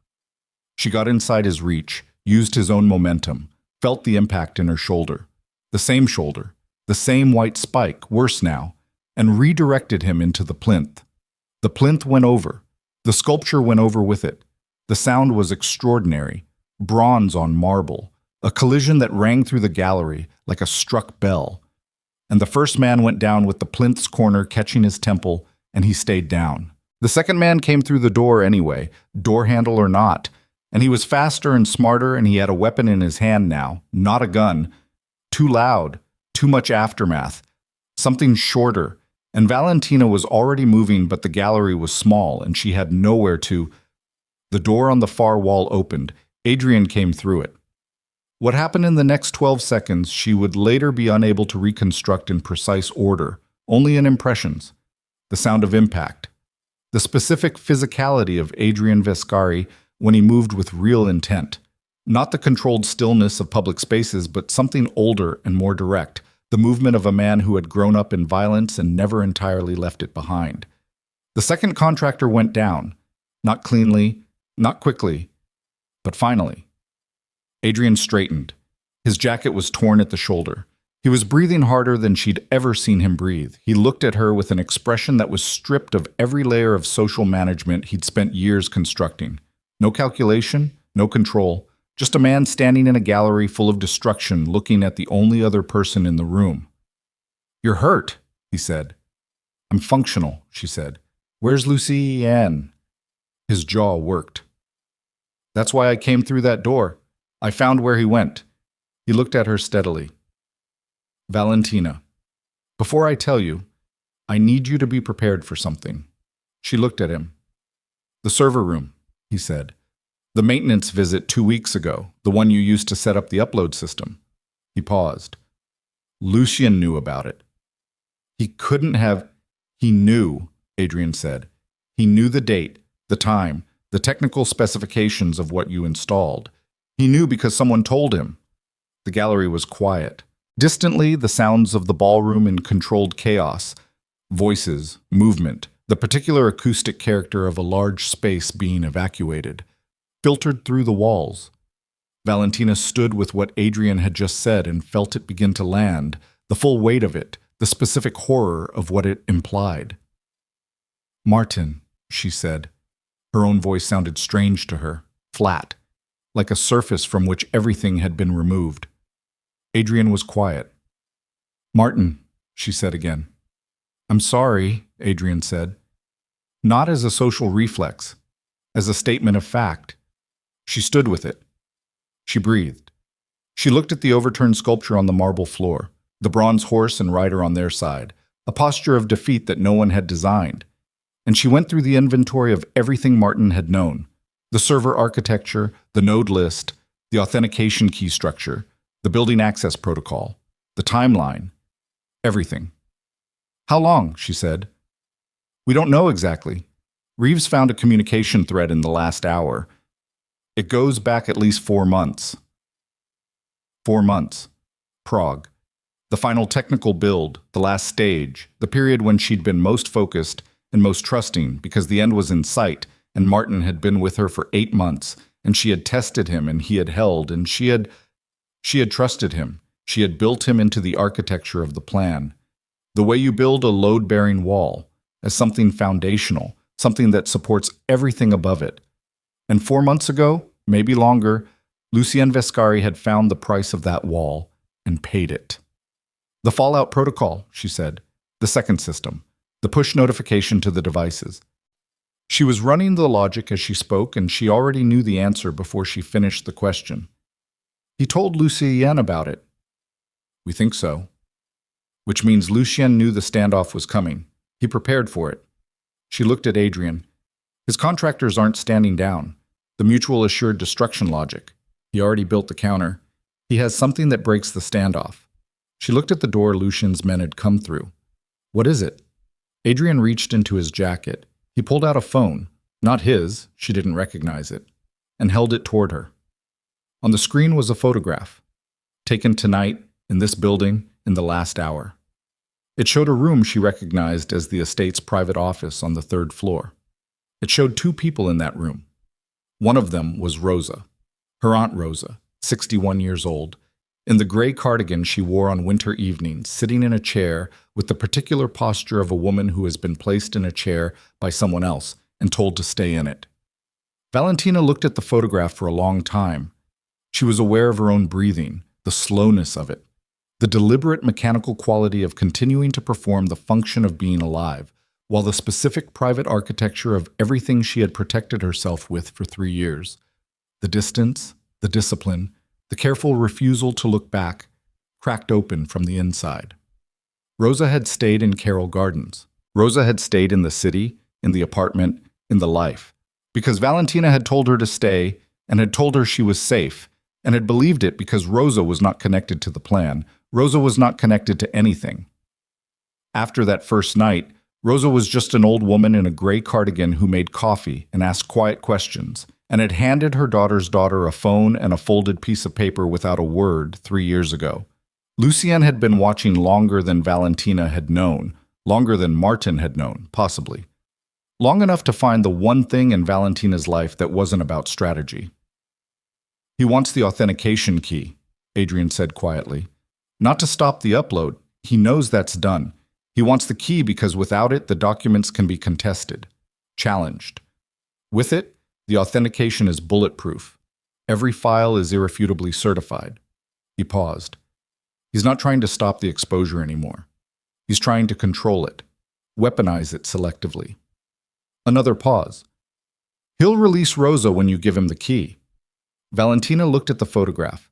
She looked at the overturned sculpture. She looked at Adrian Vescari, who had told her that hate kept her alive, who had walked away from an altar and spent 3 years eliminating threats in the dark, while she rebuilt herself into something he hadn't expected, who was standing in a destroyed gallery at midnight with blood on his jacket and no version of the future he had been planning still intact. She looked at all of it. Then she made the decision that 3 years of discipline and strategy and careful construction had been, she now understood, always building toward not the upload, not the standoff, not the exposure, but this, The moment when the plan runs out and what's left is not strategy, but character. What a person is made of when everything built on top of it has burned away. She looked at Adrian. "Where is he?" she said. "Rooftop access, north stairwell. He has 4 people with him." Adrian paused. "And he has Rosa." "How long has he been up there?" "Reeves estimates 12 minutes. "Is there a helicopter?" "Inbound. ETA approximately 9 minutes. 9 minutes. She ran the numbers. Lucian had come to this building with a plan that accounted for everything. The upload, the standoff protocol, Martin's intelligence feed, the contractors in the ballroom, the helicopter extraction.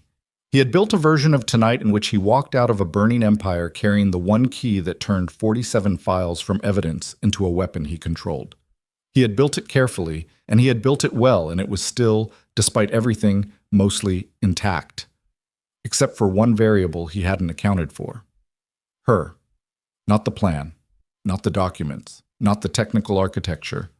Her, the specific, particular, ungovernable fact of who she had become in 3 years of building herself back from nothing, and what she was willing to do in a room with no good options.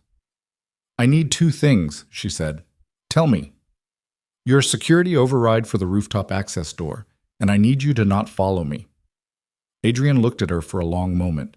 Something moved across his face that she recognized and didn't have time for. "Valentina. He has my aunt," she said. "He has her because of me. This is mine. You can't go up there alone against 4... The override code," she said. "Now." He gave it to her. She went. The north stairwell was utilitarian.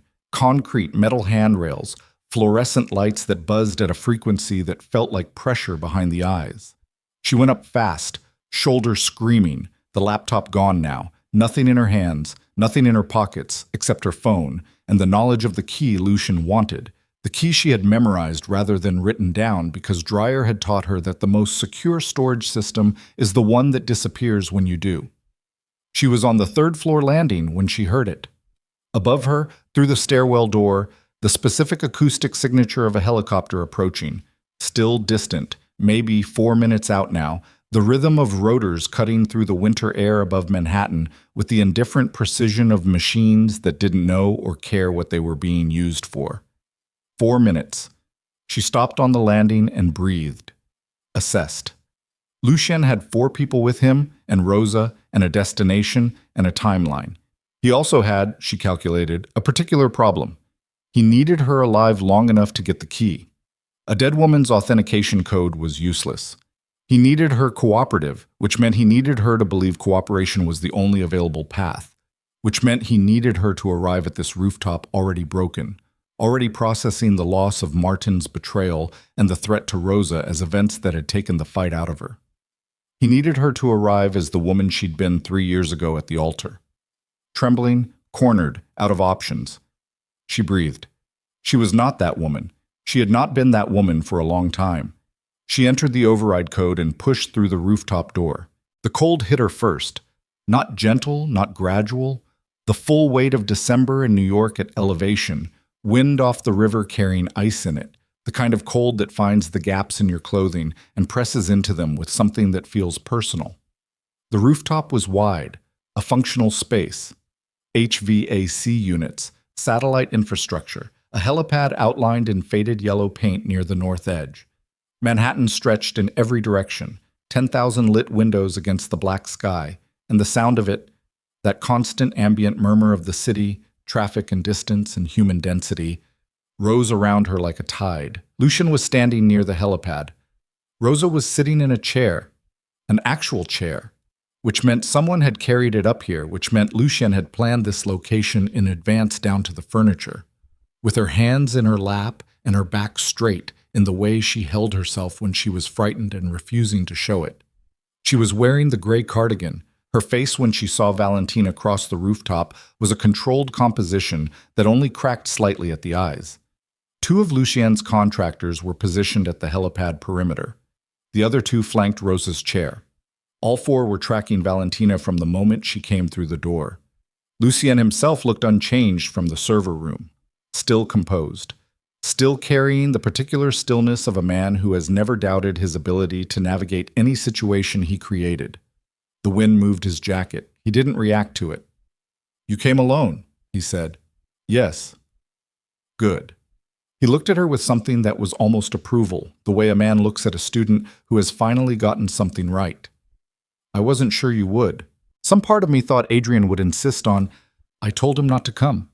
And he listened. Lucian tilted his head slightly. "That's new?" She didn't respond to that.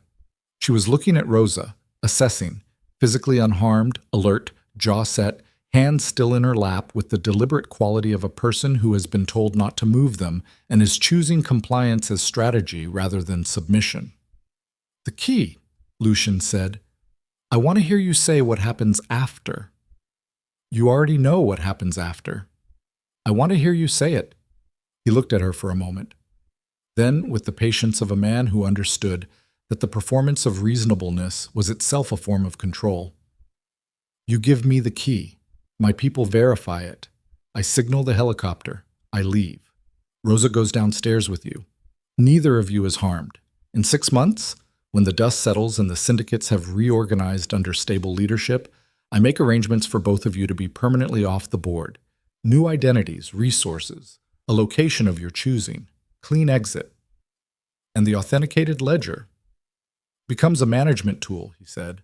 "Not a bomb, a scalpel." He looked at her steadily. "Your father built it as a record. I'll use it as a record, selectively, against the people who need to be managed, not burned. The senators," she said, "the judges, the men in that ballroom. Return to their appropriate positions of mutual accountability," he said. "Which is, I'd argue, a more stable outcome than the chaos you've initiated tonight. Your version burns everything. Mine preserves function." She looked at him. "My version puts them in prison." "Some of them," he said. "The ones the federal agencies decide to prosecute based on the files you released. Which will be, historically, fewer than you're hoping for. Because that is how the relationship between evidence and prosecution has always worked when the people being prosecuted are the people who fund prosecutorial budgets." He paused. "You know I'm right about that." She did know. She had known it when she built the plan, and she had built the plan anyway, because even incomplete justice was worth the attempt, and because the other option was silence. She wasn't going to tell him that. "The key," he said again, quieter. She looked at Rosa. Rosa looked back at her. Something in Rosa's face, not a signal, not an instruction, just the specific quality of a woman who raised herself from the edges of a world that destroyed women and is still standing, looking at the woman she helped carry out of that world. Valentina looked back at Lucien. 42, she said.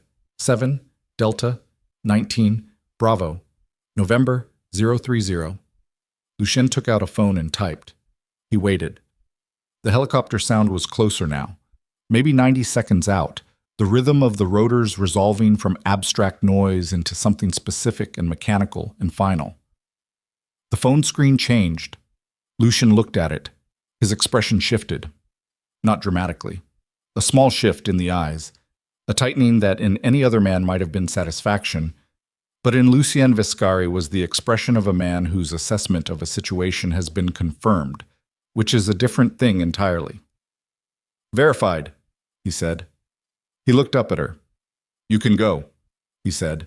He gestured to one of the contractors near Rosa, who stepped back. Take her. Go downstairs. She walked toward Rosa. She was 6 feet from Rosa's chair when she heard the rooftop door open behind her. She turned. Adrian.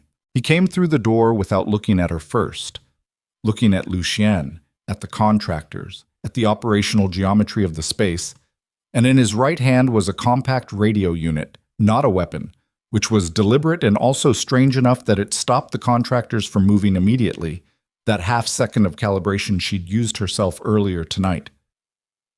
Step back from her, he said to Lucien. Not loud, not aggressive, just the flat imperative of a man stating a fact. Adrian.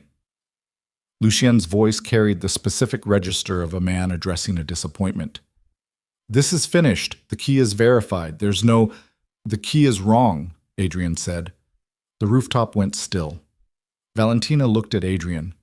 What she gave you, he said to Lucien, is a valid format key that will pass initial verification on any standard authentication system. It's not the operational key, it's a decoy. He looked at her, not checking, not questioning, telling her something. She built it into the system in Prague. Dreyer's idea originally, an emergency substitution key that looks real for about 4 minutes before the authentication layer rejects it. Lucien looked at his phone. The screen had changed. She watched the calculation happen in Lucien Vescari's face. The reorientation, the inventory, the rapid reconstruction of the situation he was actually in versus the situation he had believed himself to be in. And she watched something else happen too, something underneath the calculation, something that the calculation was trying to cover. The look of a man who has just understood that he has been in the wrong kind of room this whole time. The real key was distributed at midnight, Valentina said, with the upload. It went to each of the 47 distribution points as a separate encrypted attachment. Every journalist, every law enforcement contact, every archive, they all have it. The authentication is permanent and it's distributed and there is no single key to take. She looked at him steadily. There never was. The helicopter was directly overhead. The rotor wash hit the rooftop with the force of a small weather system. Wind, noise, the smell of fuel, the physical pressure of displaced air at that volume pressing down on everything, flattening hair and jacket lapels, and the specific quality of the silence that had been in the rooftop before it arrived. Lucien stood in the rotor wash and looked at her. She had expected anger. She had run 100 versions of this moment in her head over 3 years, and in most of them, the revelation of failure in a man like Lucien produced anger. The cold, functional anger of a strategist recalibrating toward violence. What she saw instead was something that surprised her with its simplicity. Exhaustion. Old and specific, and underneath everything else he'd built on top of it for 40 years. It lasted approximately 1 second. Then it was gone. Take them, he said. The contractors moved. What happened in the next 40 seconds was not choreographed and was not clean, and did not look anything like the versions of it she had rehearsed in her head.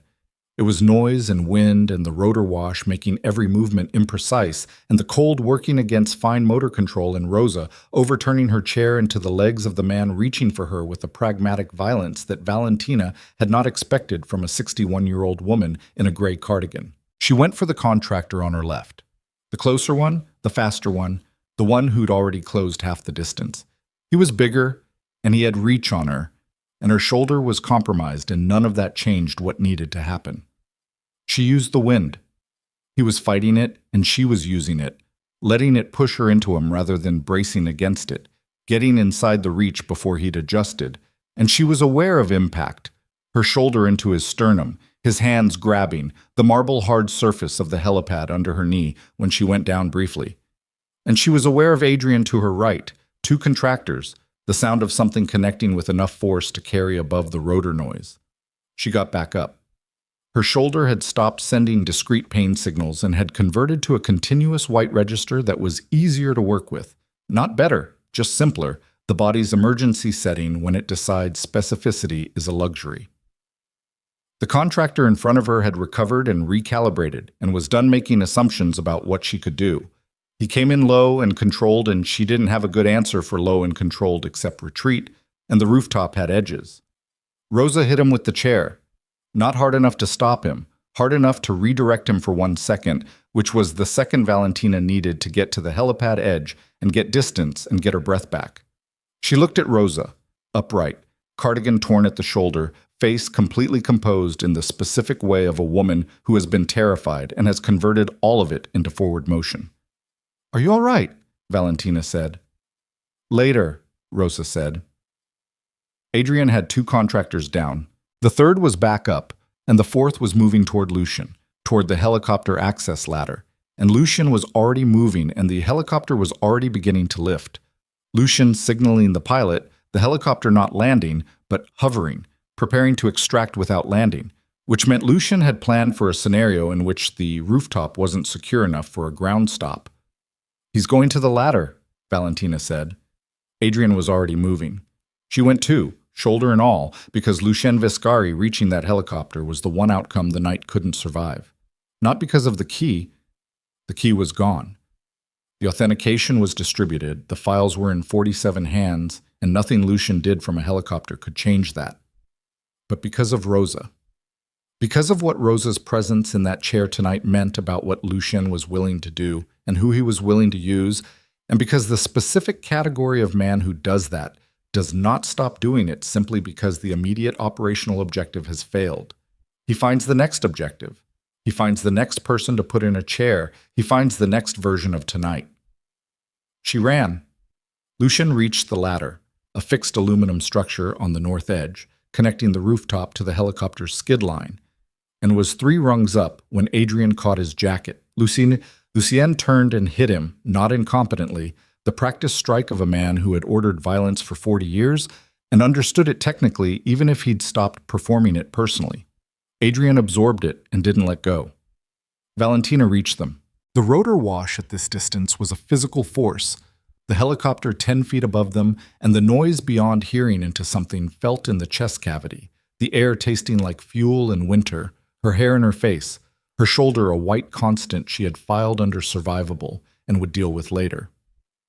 Lucien looked at her from the ladder rungs with Adrian's hand in his jacket and the helicopter above him and the rooftop behind her, and whatever assessment he was performing arrived at its conclusion in the space of 2 seconds.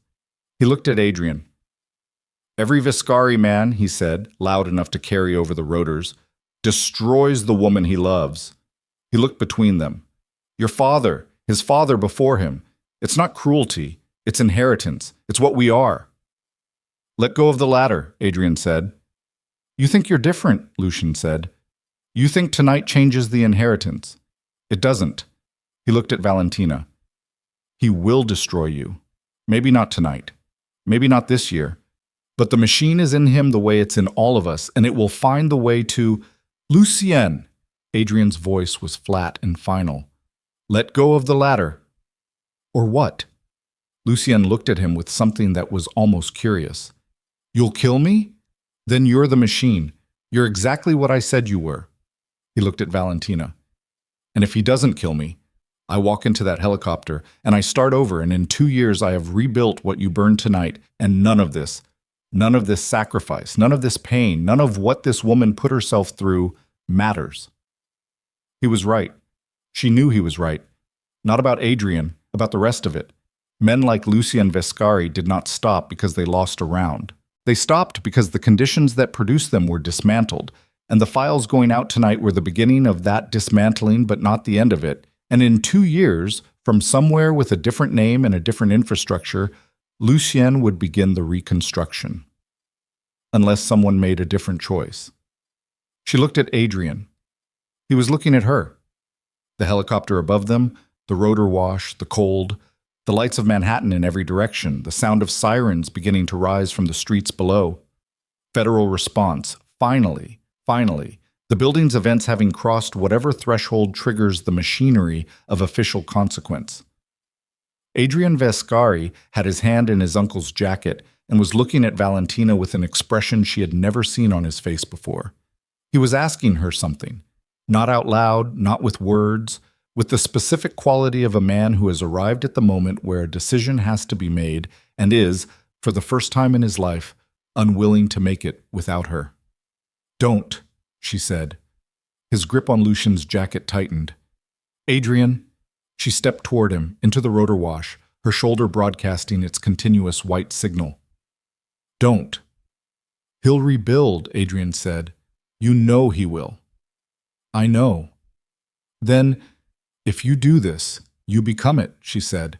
"Not the machine, not the inheritance, you, specifically, tonight. You become the choice you made here."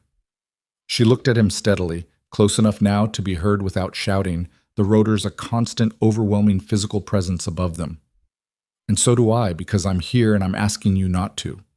She paused. "Is that who you want to be?" The helicopter shifted slightly, the pilot responding to something, adjusting position, the entire machine moving with the heavy indifference of mechanical things operating outside human drama. Adrian looked at his uncle. Lucien looked back at him. Whatever the old man was, Whatever 40 years of accumulated choices had built in him, there was in that moment something that was not performance, not calculation. Just a man looking at the face of someone who used to be a child he knew, waiting for the verdict. Adrian let go of the jacket. Lucien moved. Not for the ladder, not for the helicopter. He moved sideways, along the helipad edge, and he was fast, faster than she'd expected, faster than made sense until she understood that he was not trying to escape, not anymore. He was moving toward the stairwell door, back the way she had come, back into the building, back into the chaos of the evacuating ballroom and the federal response converging on the estate's exterior perimeter. And he was moving with the specific, purposeful speed of a man who has a plan for this exact scenario. The stairwell door opened. 3 men came through it wearing jackets that read FBI on the back. Behind them, 4 more. Lucien stopped. He stood on the rooftop between Adrian and Valentina and the federal agents with the helicopter lifting away above him, the pilot making the tactical decision to leave, which was a decision that would be someone else's legal problem in about 12 hours. And he looked at the jackets, and he looked at Valentina, and he performed, in a moment, the final inventory of what was still available to him. The expression on his face when the inventory came back empty was the most honest thing she had ever seen on a human face. One of the agents, a woman, mid-40s, with the specific quality of exhausted authority that came from building a case for a long time and arriving at the moment of its resolution, stepped forward. "Lucien Vescari," she said. Lucien straightened his jacket. He turned to Adrian. "Your father," he said, quietly enough that only the 3 of them could hear it over the receding helicopter, "would have killed me on that ladder, without hesitating." He paused. "I suppose that's the difference." Adrian said nothing. The agent stepped forward. Lucien put his hands up. The rooftop filled with people and radio noise and the procedural language of federal arrest, and Valentina stood in the middle of all of it with the wind off the river in her face and her shoulder in its continuous white register and Rosa's hand suddenly in hers. Rosa, who had crossed the rooftop without Valentina noticing. Rosa, who was standing beside her with the gray cardigan and the torn shoulder and the expression of a woman who has been terrified and has come out the other side of it still intact. She gripped Rosa's hand. She looked at the Manhattan skyline, 10,000 windows, the indifferent luminous grid of the city doing what cities do, which is persist, which is continue, which is remain entirely unmoved by the individual catastrophes occurring within its geometry. She looked at Adrian. He was watching the agents process Lucien with the expression of a man who has just paid a very large debt and is not yet sure what the payment has left him with. He was also, she noticing because she had spent 3 years learning to notice everything, bleeding from a cut above his left eye that he appeared entirely unaware of, the blood tracking down the side of his face in the wind, and the cold with the democratic indifference of blood, which does not care about the circumstances. He turned and found her looking. She held his gaze. Something passed between them in that look that was not forgiveness, and was not the absence of all the things that needed to be said, and were not yet said, and might never be fully said. It was something simpler and more difficult than any of that. 2 people, on a rooftop, in the aftermath of a fire they had both set and both burned in, looking at each other without 2 people, on a rooftop, in the aftermath of a fire they had both set and both burned in, looking at each other without the infrastructure of 3 years of anger between them for the first time, and not yet knowing what was underneath it, and not yet having to know. The agent moved between them. "I'm going to need statements from both of you," she said. Her name was Carver, Valentina would learn later. 12 years in organized crime, the last 4 building toward exactly this night. A woman who had the specific quality of someone who had waited a long time for something and was now in the business of making sure the waiting had been worth it. "Tonight, if possible. Right now, if you're able." "I'm able," Valentina said. Carver looked at her. The torn dress, the shoulder held at the angle of something not functioning correctly, the blood on her hands that was not her own. The look was professional and also briefly human, the look of a person registering what another person has just come through. "We have medics downstairs," Carver said. After the statement, Carver looked like she wanted to argue. She didn't. She had been in this work long enough to recognize the specific stubbornness of a person who has been running on will for a long time and is not going to stop until the thing is done. She nodded. Rosa squeezed Valentina's hand once, tightly, and let go. They went downstairs. The estate in the aftermath of the Gala's collapse was a specific kind of wreckage, not physical, mostly, though the East Wing had damage and there were broken things in the museum gallery, and the general material evidence of a space that had been used for something it was not designed for. The wreckage was human. It was the wreckage of a world that had believed itself permanent, discovering, in the space of a single evening, that permanence had been a collective fiction it had been maintaining together, and that the fiction was over. Senator Hargrove was in one of the estate's ground-floor sitting rooms with a lawyer who had materialized with the speed of someone on permanent retainer for exactly this kind of emergency. He was not under arrest yet. That would take days, the procedural architecture of prosecution building itself around the evidence. But the look on his face when Valentina passed the doorway was the look of a man who already understood that the life he had been living was over, and the new life was going to be considerably less comfortable. She didn't stop. She didn't feel satisfaction, which surprised her. She had expected satisfaction, had anticipated it the way you anticipate a meal after a long time without eating, as something the body requires. What she felt instead was tiredness, not the exhaustion of the rooftop, not the physical depletion of the last 3 hours, but something older and more specific, the tiredness of a person who has been carrying something heavy for a long time and has just set it down and now has to figure out what their arms are for. She gave the statement in one of the estate's conference rooms with Carver and 2 other agents and a court reporter, and it took 2 hours and 40 minutes, and she did not omit anything, and she did not soften anything, and she answered every question with the precision of someone who had spent 3 years preparing for exactly this conversation. She talked about her father, she talked about Dreyer, and Marseille, and Prague.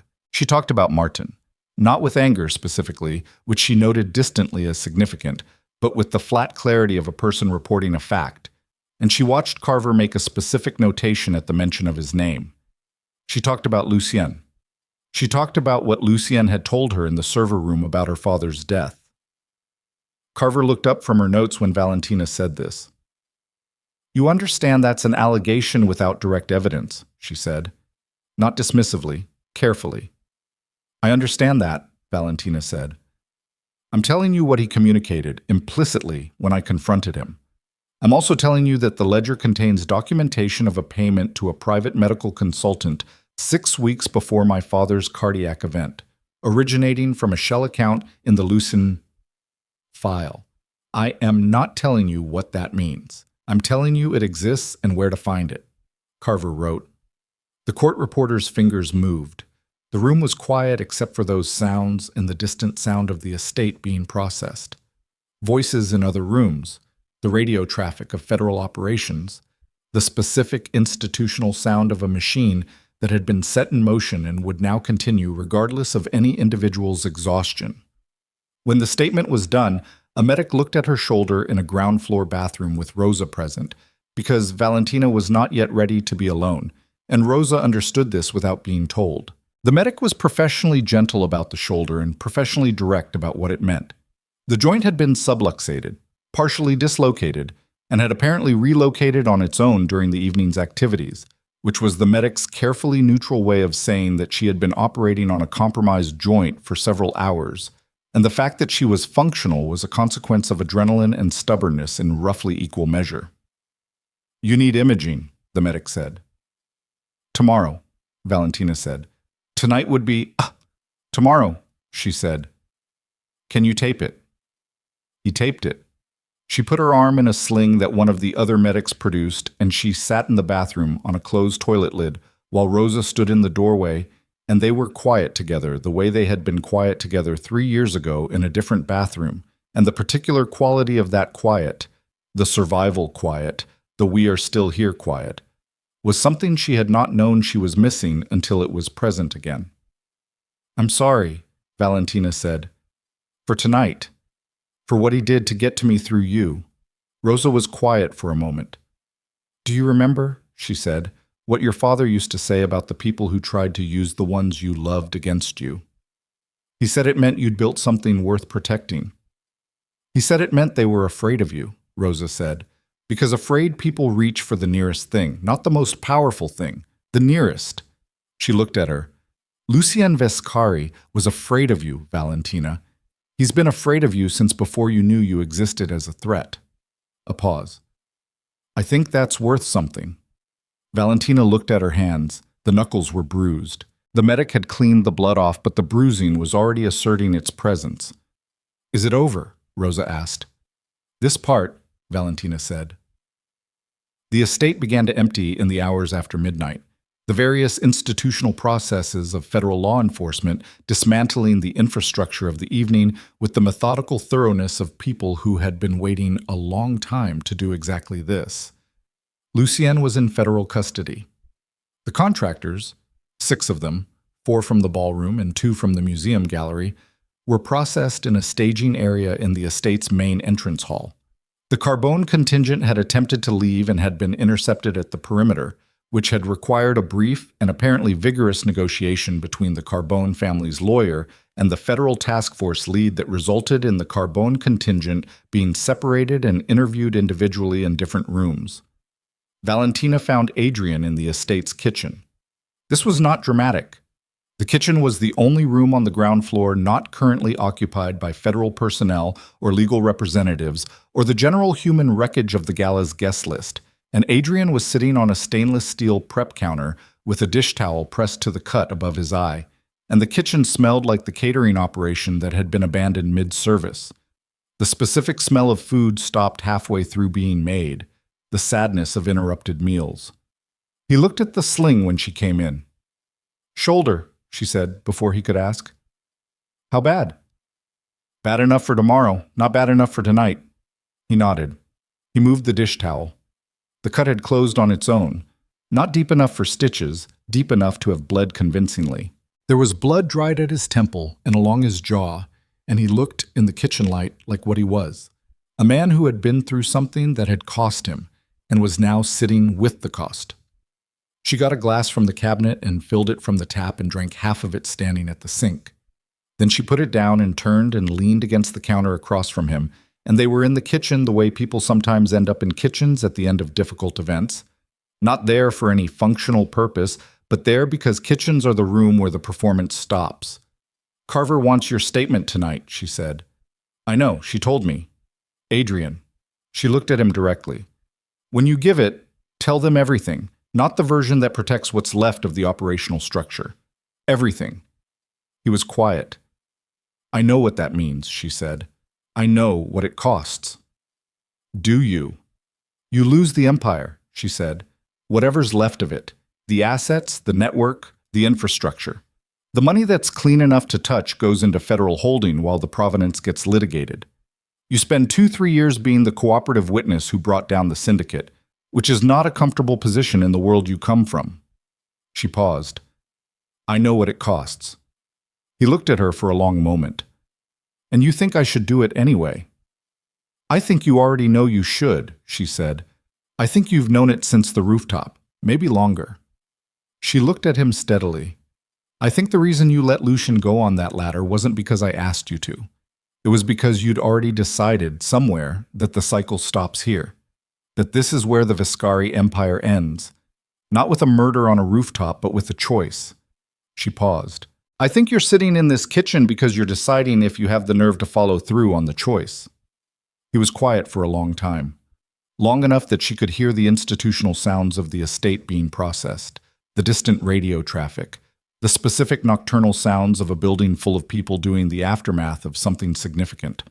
The night I walked away from the altar, he said. He said it to the floor, not to her. I told myself it was tactical. I told myself I had information that justified the decision, and I made the rational call, and I walked away. He was quiet for a moment. I have spent 3 years telling myself that story. I know. The story is true, he said. The threat was real. The men they sent, what I did to those men before they could find you, that was real too. He finally looked up. But the story being true doesn't mean it was all that was happening. I was also afraid. She waited. Not of the threat, he said, of you, of what it was, what I felt when I watched you walk up that aisle. I had spent my entire life building something that depended on nothing mattering more than the work, nothing and no one. And then you were there, and it mattered. Too much. And I didn't know what to do with that. So when the message came, I used it. I used it as the excuse to do what part of me wanted to do anyway, to remove the thing that frightened me before it could damage me. He looked at her. I abandoned you, not just to protect you, because I was afraid of needing you. The kitchen was very quiet. She stood with this for a long moment. She had not expected it. She had expected the tactical justification, the version she'd already been given on the rooftop, the operational logic. This was underneath the operational logic, and it was the kind of thing that took a specific kind of courage to say, the courage not of action, but of admission. And she recognized it because she had spent 3 years learning exactly that kind of courage herself.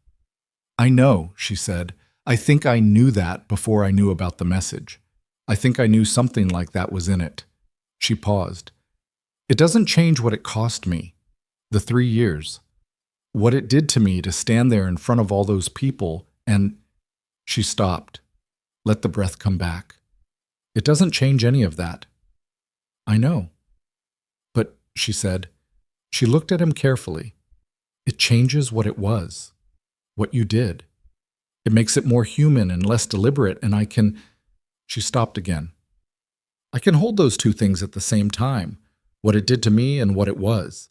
I've had 3 years of practice holding things that don't resolve cleanly. He was looking at her with the specific quality of attention of a man who has been waiting a long time to be seen accurately and is not sure what to do now that it's happening. Give Carver the full statement, she said. Tonight. He got off the prep counter. He gave Carver the full statement.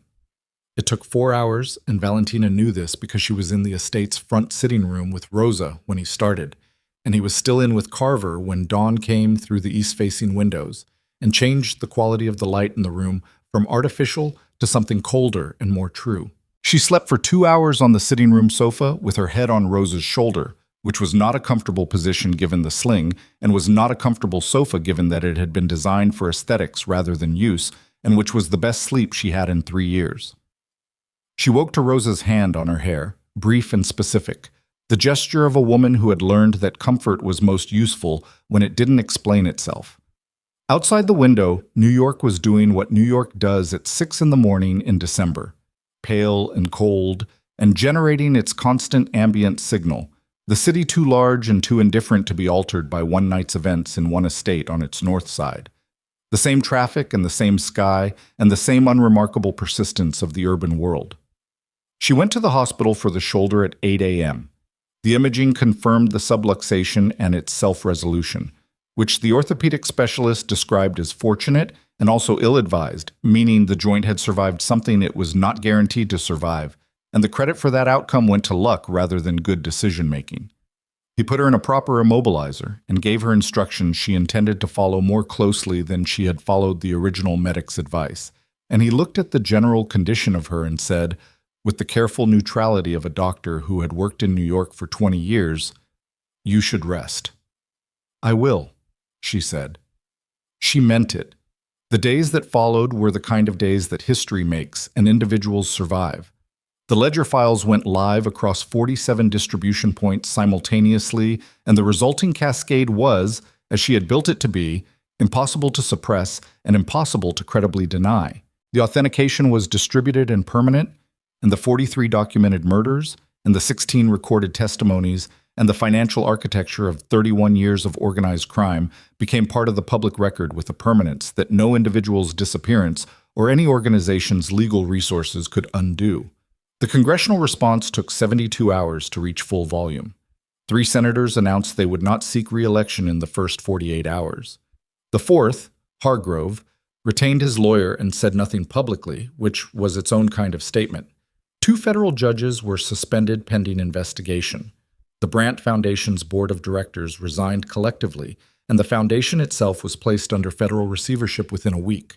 The cartel networks fractured along the lines she had predicted, the mutual implication logic working as designed. each organization too exposed to move against the others without accelerating its own prosecution, the specific paralysis of people who have been simultaneously armed and disarmed by the same information. Martin was found in a hotel in Newark 3 days after the gala. He had not tried to leave the country, which surprised her. When she asked Carver about this, Carver said, carefully, the way Carver said most things, that he had appeared to be waiting, as if he expected to be found, as if perhaps the finding was something he had decided to allow. She did not go to see him. She thought about it for a long time and concluded that what she needed from that conversation was not something he could give her, and what she might give him, clarity, confrontation, the specific weight of being seen by the person you betrayed, was not something she was obligated to provide. She gave her additional statement regarding his involvement to Carver, and she let the institutional process take it from there, and she did not return to that decision. Dreyer called her from Buenos Aires on the 4th day. She answered. "I heard," he said. "Most of it is accurate," she said. "The rest is either incorrect or not yet public." A pause. "Your father," he said. "The investigation into the payment." "Carver has it," she said. "They're treating it seriously." "Good." Another pause.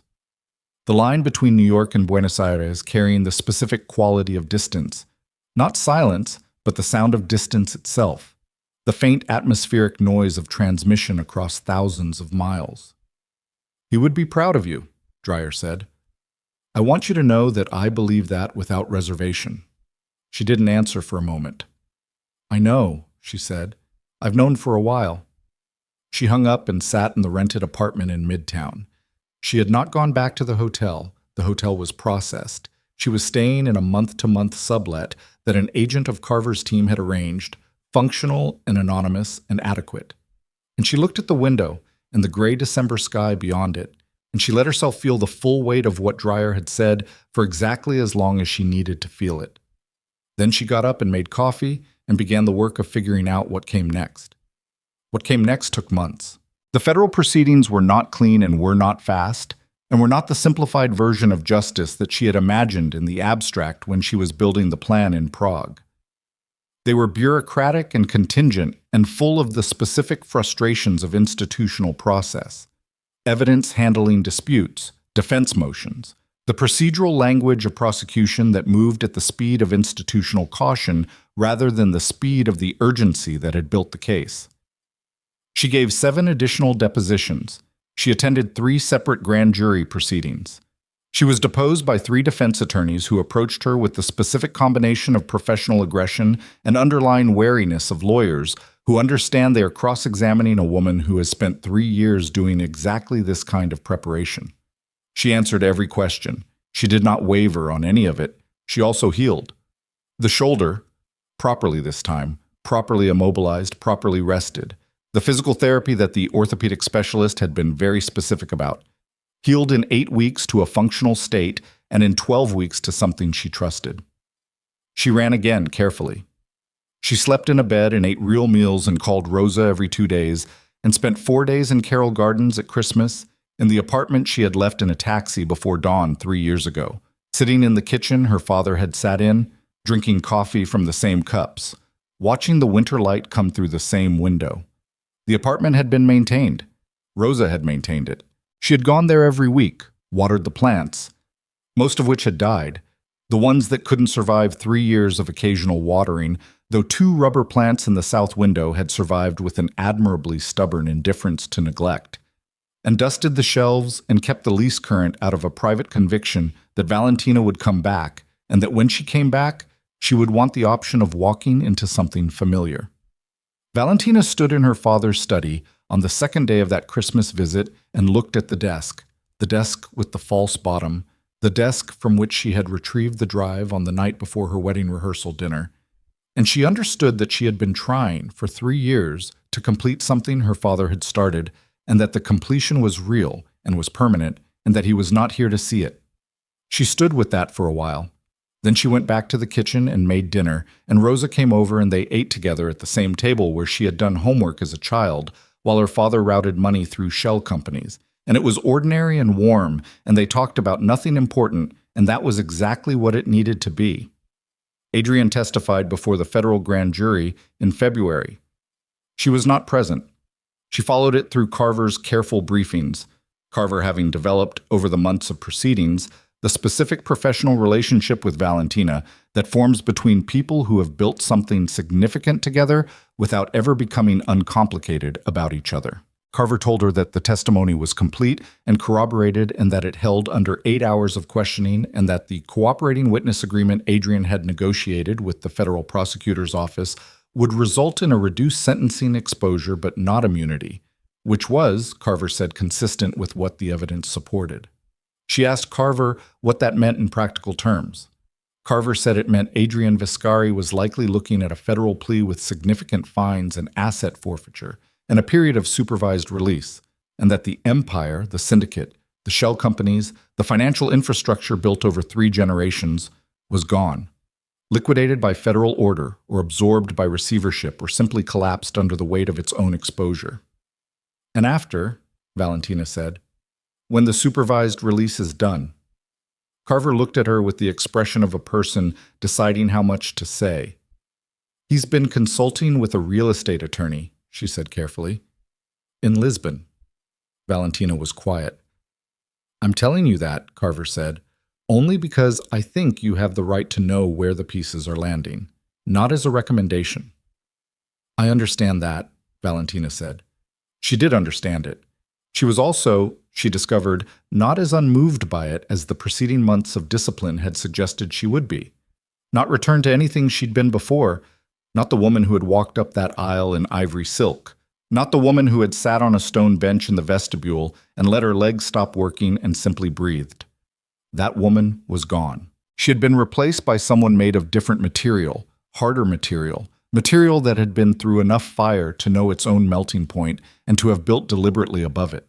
But harder material could still be moved, could still register the weight of things, could still sit in a rented apartment in Midtown in March, with coffee going cold on the table, and think about a man in a kitchen in the early morning after everything had burned, telling the truth in the particular way of a person who has decided that the performance is finished and what's left is what they actually are. She thought about Lisbon. She had been thinking about Portugal for a long time, she realized, not because of Adrian. Before she knew about Lisbon, she had been thinking about coastlines, about the specific quality of light near water, about the particular silence that comes from being far from a city that knows your name. She had looked at photographs of Cascais and Sintra and the Algarve coast, and she had felt something that she understood was not just preference, but direction. The direction of what came after, the shape of the life that the last 3 years had been building toward. She booked a flight for April, not to find anyone, not to continue anything, to see what Portugal looked like from inside it rather than from photographs, and to determine if the silence she had been imagining was real, and to stand at the edge of the Atlantic, which had been there for longer than any empire in human history, and would continue being there long after every human problem had resolved itself one way or another. She packed one bag. She gave her key to Rosa, who took it with the expression of a woman who understood exactly what she was being given and why. Call me, Rosa said. Always, Valentina said.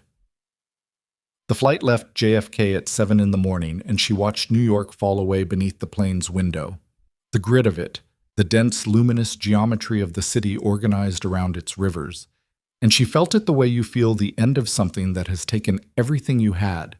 Not with relief, exactly, not with triumph, but with the specific gravity of a person who has been somewhere very difficult for a very long time and is now leaving. She slept over the Atlantic.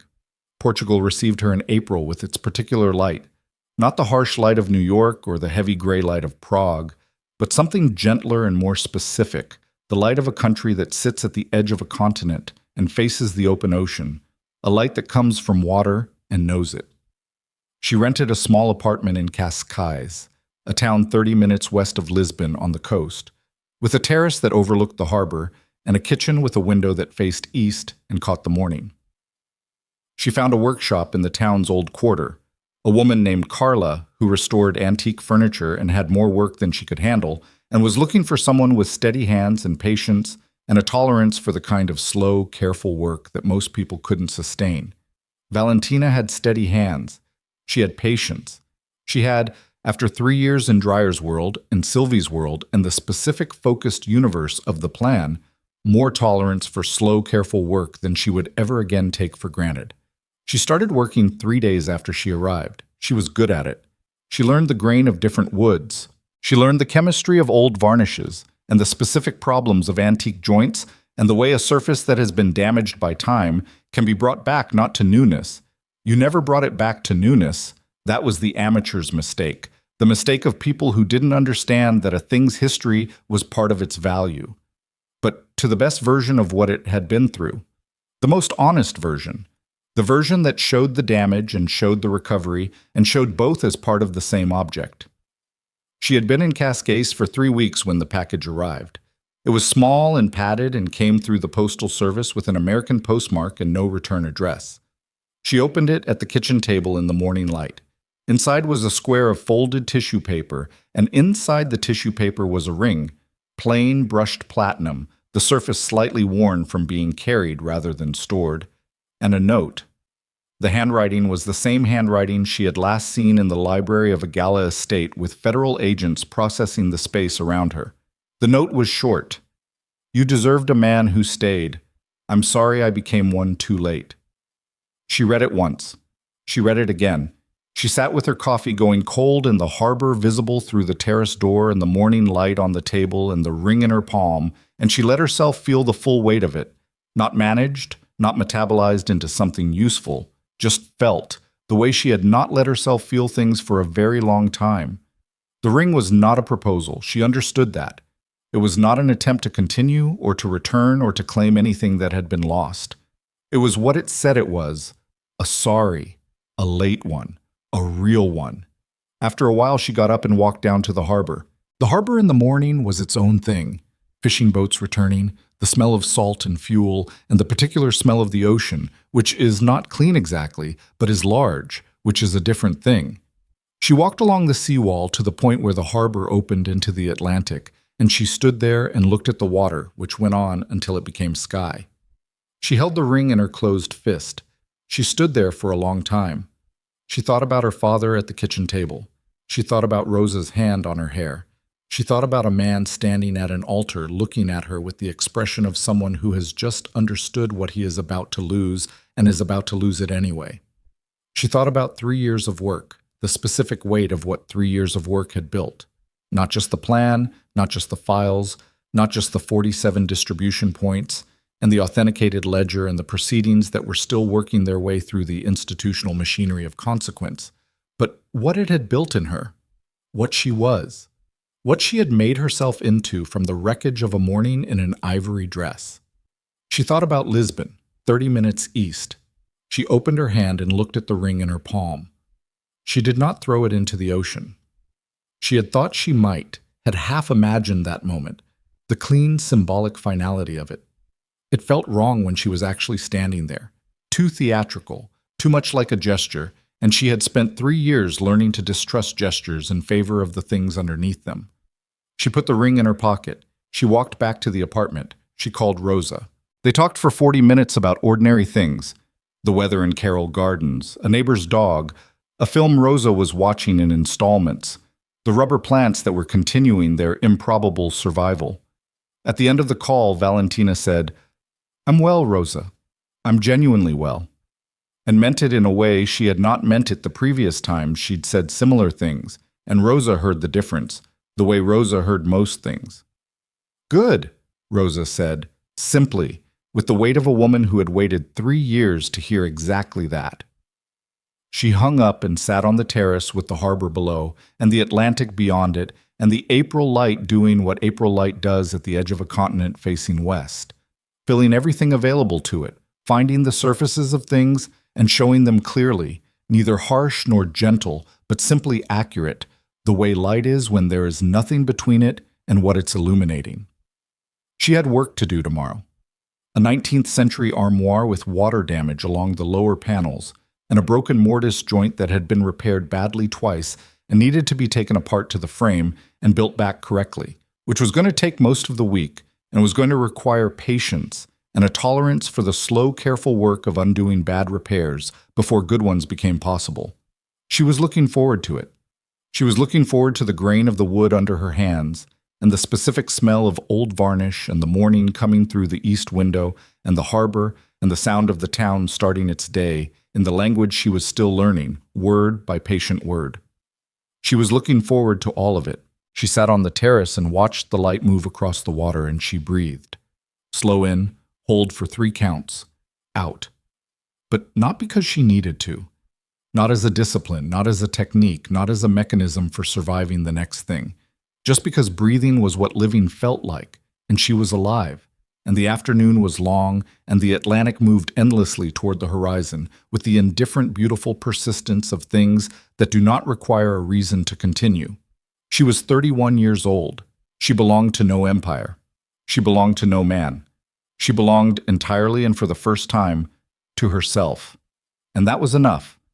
That was, she understood, sitting in the April light on a terrace in Portugal with a harbor below and an ocean beyond it, and the ring in her pocket and the afternoon still ahead of her, more than enough. It was everything.